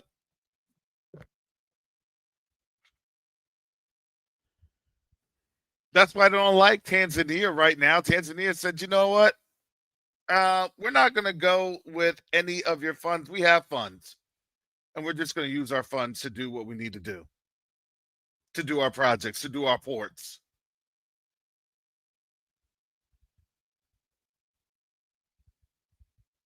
With all the look, Burkina Faso did that too.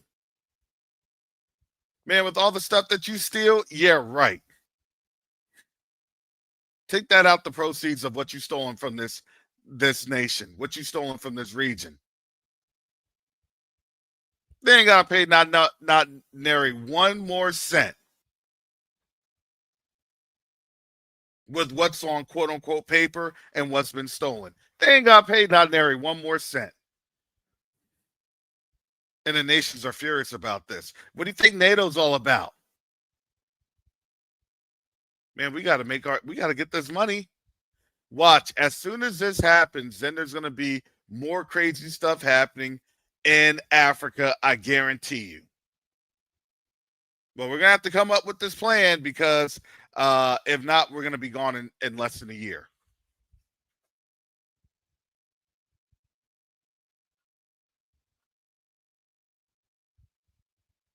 This is what happens when they have these conferences. Have you noticed the schedule, their operational schedule? This is at the international strategic levels. And then when it gets down in about 2 or 3 weeks later, then all sorts of crazy things happen. Understand the timing. There are time frames to this.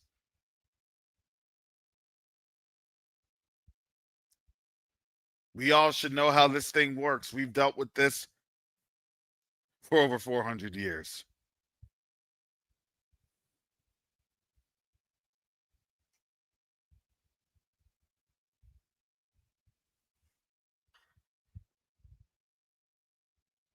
You really can't make this up.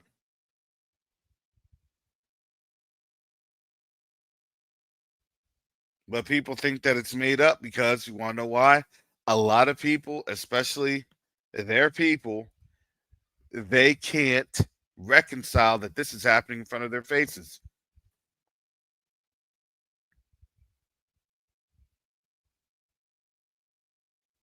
This is too much for them.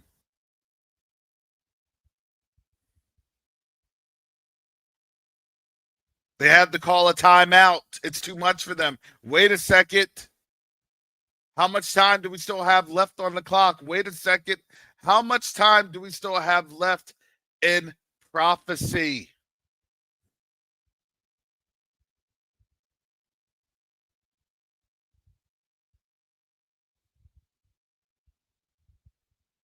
Again, I told you this.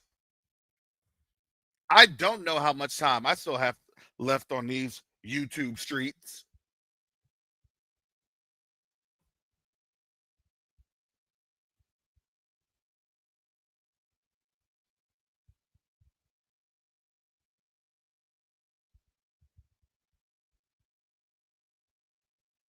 Because the reality is, we don't know how much time is actually left. Do we have 4 months? Do we have 4 weeks? Do we have 4 years? I don't know. But what I do know is, guess what? You're seeing the time. You're going to need to do something.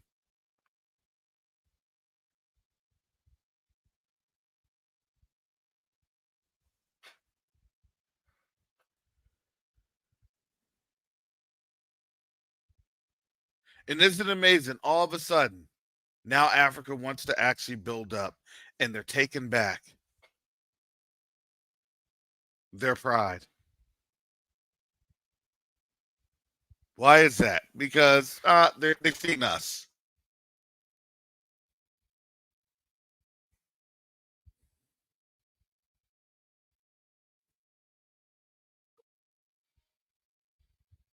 Don't worry about them. Yeah, don't worry about black people. They're becoming unruly. We become unruly.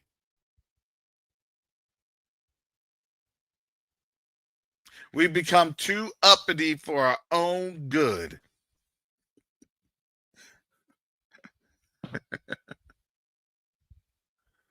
How dare you go against a white savior? Be saved, pow.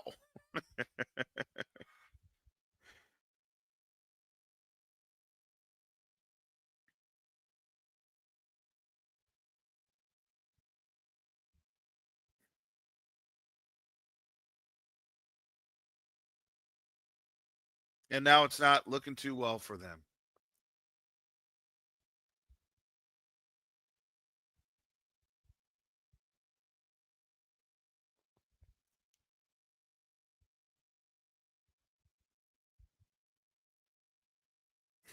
I know, Brother Doug, black people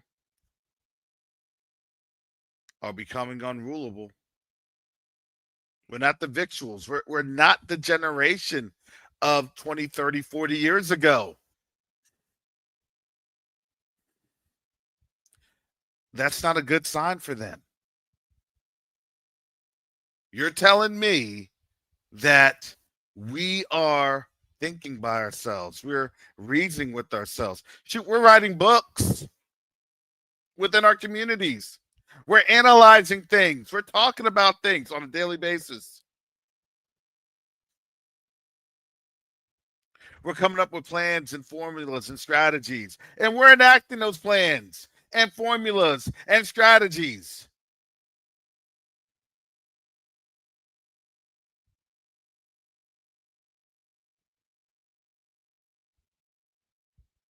Are you going to participate? You're just going to say, you know what, I'm just going to sit here. Okay, fold your hands.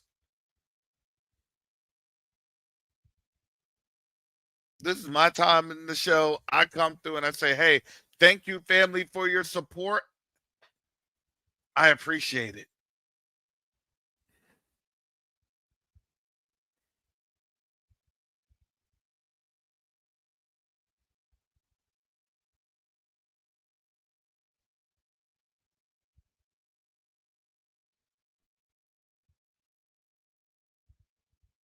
Because we're able to have discussions with our brothers and sisters on the continent to then discuss those matters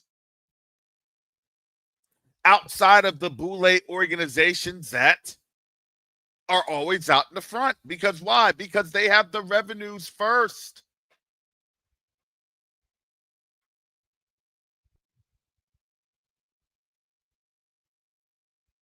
Understand the pattern. That can only last for so long. Okay, since clearly you're not here to do anything, who can actually help me?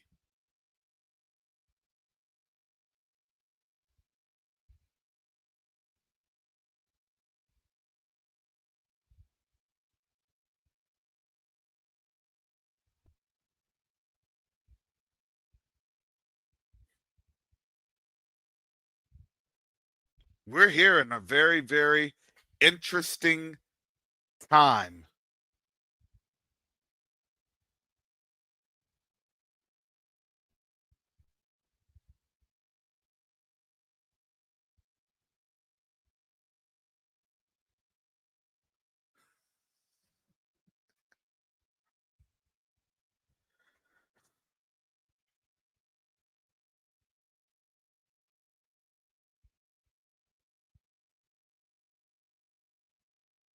Look, if there weren't people trolling in the chat, you know that the message would not be effective. But since folks are trolling in the chat, you know that they are scared.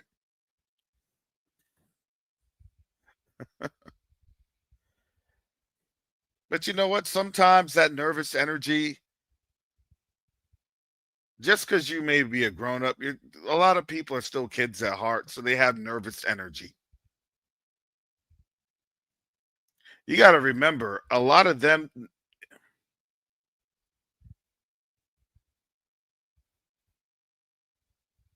they don't know what to think.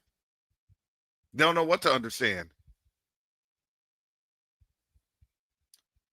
But somewhere along the line in their family, somebody in their family gave them wisdom.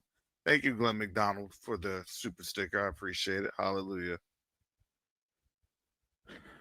Somewhere along the line, they were told, if you need to ever know the truth, talk to a black person. Black people will tell you the truth. You may not like the truth, but we'll tell it to you. You may argue about it. You may then try to be a combatant against the truth. Because why? Because we know what the scripture says, that the truth is not in them. Look, they're going to fight the truth. And then there will be some that when they fight the truth and they get through fighting the truth, then they'll just have to admit, yeah, that's the truth.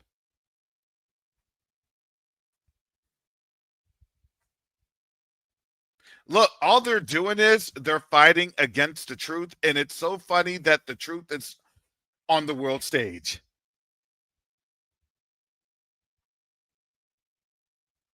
They can't hide it. Look, Trump even went to the NATO conference in Amsterdam, in the Netherlands, and said, yep, the truth of the matter, Israel was getting blown up. The buildings were being blown up.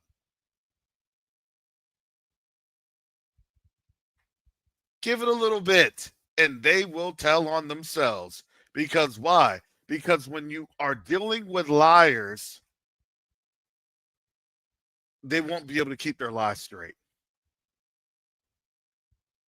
That's why it was easy to just go through and provide you this analysis. It was a world-class analysis. I'm not going to shy away from the work that I do. It's a world-class analysis. You get the analysis on the fly.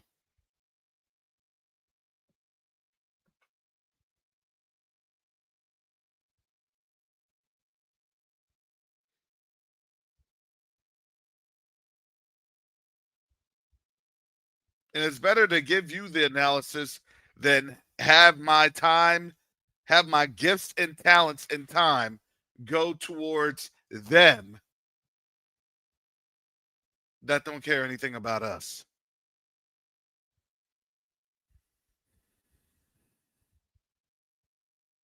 Oh, what a day we live in.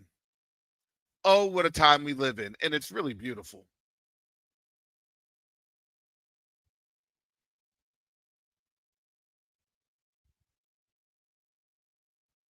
It's so beautiful. It's so bigly. It's so awesome.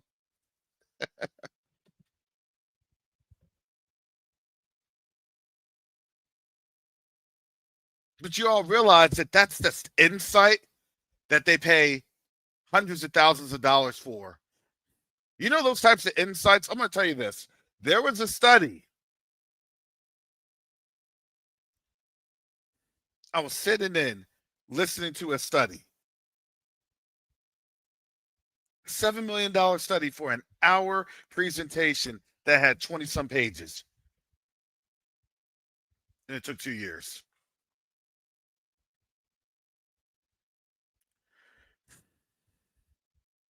Just to say that everything was still inconclusive.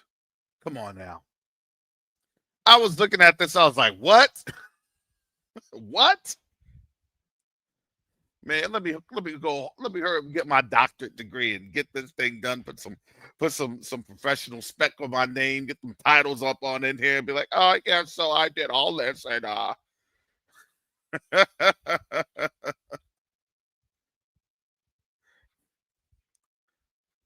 And they were all confident. They stood on out there with their chest all out. Yeah, so so as we had campus, and we, they threw around all the big words.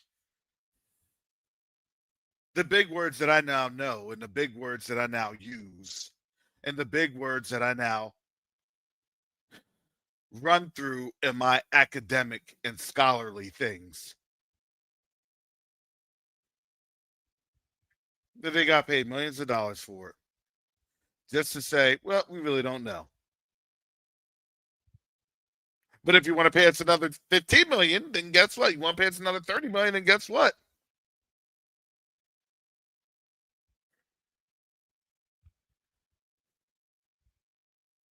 I wish I was making that up. That's the game that they play. So yes, you're getting scholarly research and analysis from these open source news articles.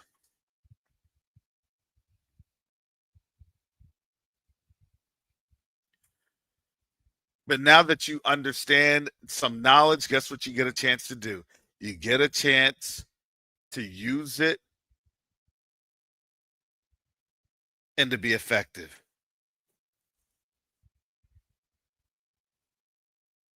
You become more effective when you have the truth.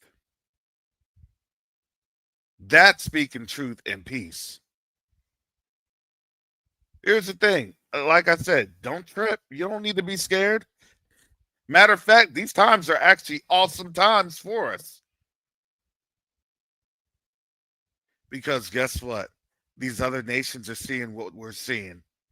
And now they're having to ask the questions. It's a beautiful time to witness it. It's a beautiful time to experience it. It's a beautiful time to even hear it coming out of their mouths. I said, boy, I wish I could say that, because then if I do, then that becomes problems. It will be problematic.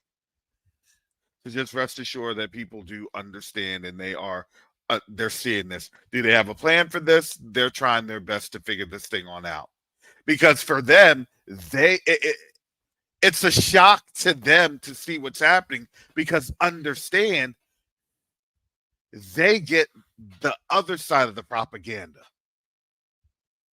That best thing since sliced bread propaganda. And that is now failing with them. So that understanding, that failure is now residing.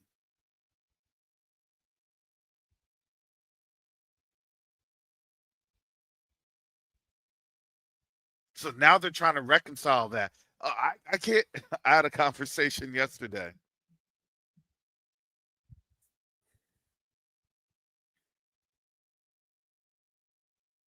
And he's high level. Because I was asking him about certain things, if he could do certain things on our behalf.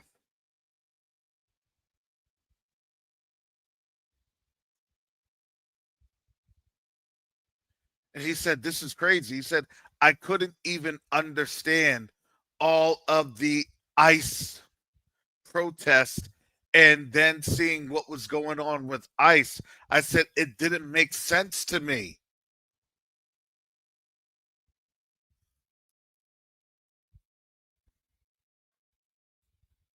They couldn't understand it.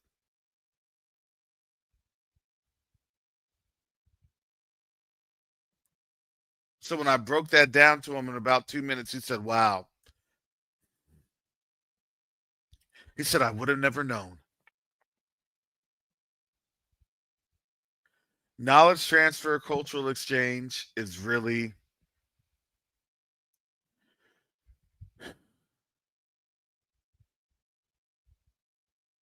that's the value.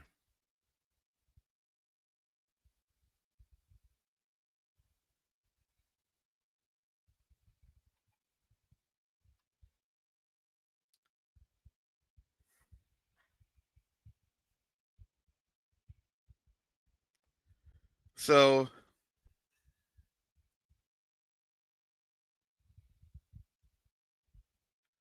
That's all I got to say for today. Thank you all for jumping in and riding this next wave with me.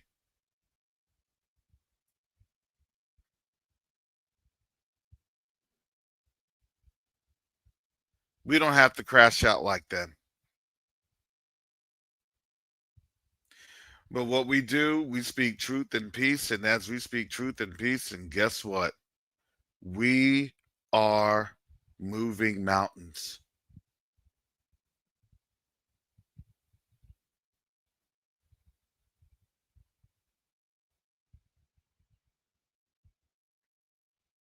And we're seeing it one day at a time, literally. Literally.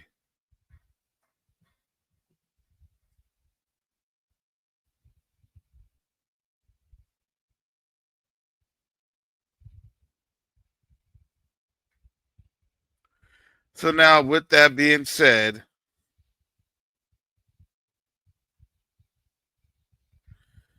most high willing, I'll be back on tomorrow.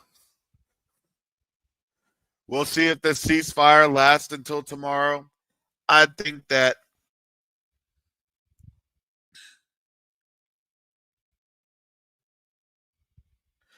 the ceasefire will be questioned by tomorrow, and then they'll probably try to take action by again Friday evening. That's their MO.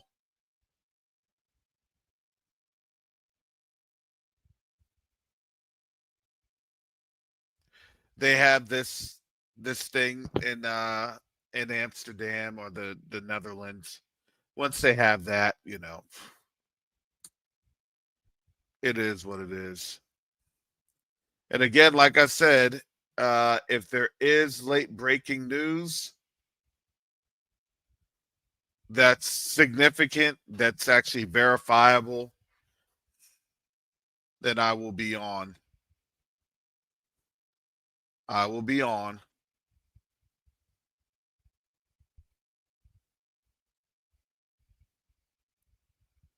So with that said, you all have a blessed rest of your day.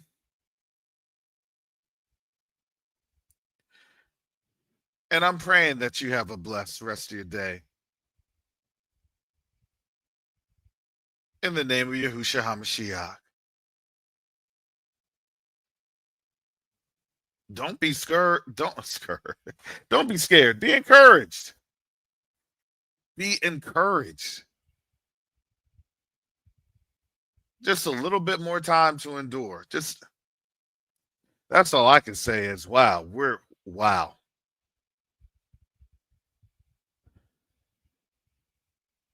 All these things, man. I wouldn't have seen this. Well, maybe I could have 6 months ago, maybe. Last year, right now, wow.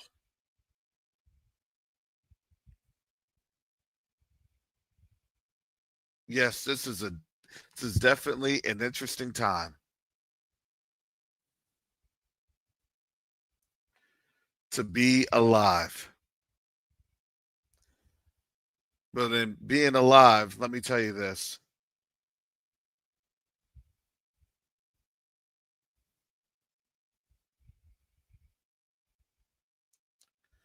The time to be alive is the time to serve, because there's a purpose in being alive.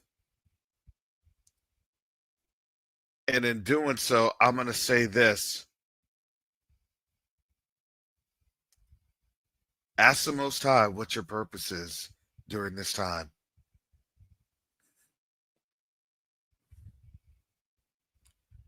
Ask the Most High what the purpose is.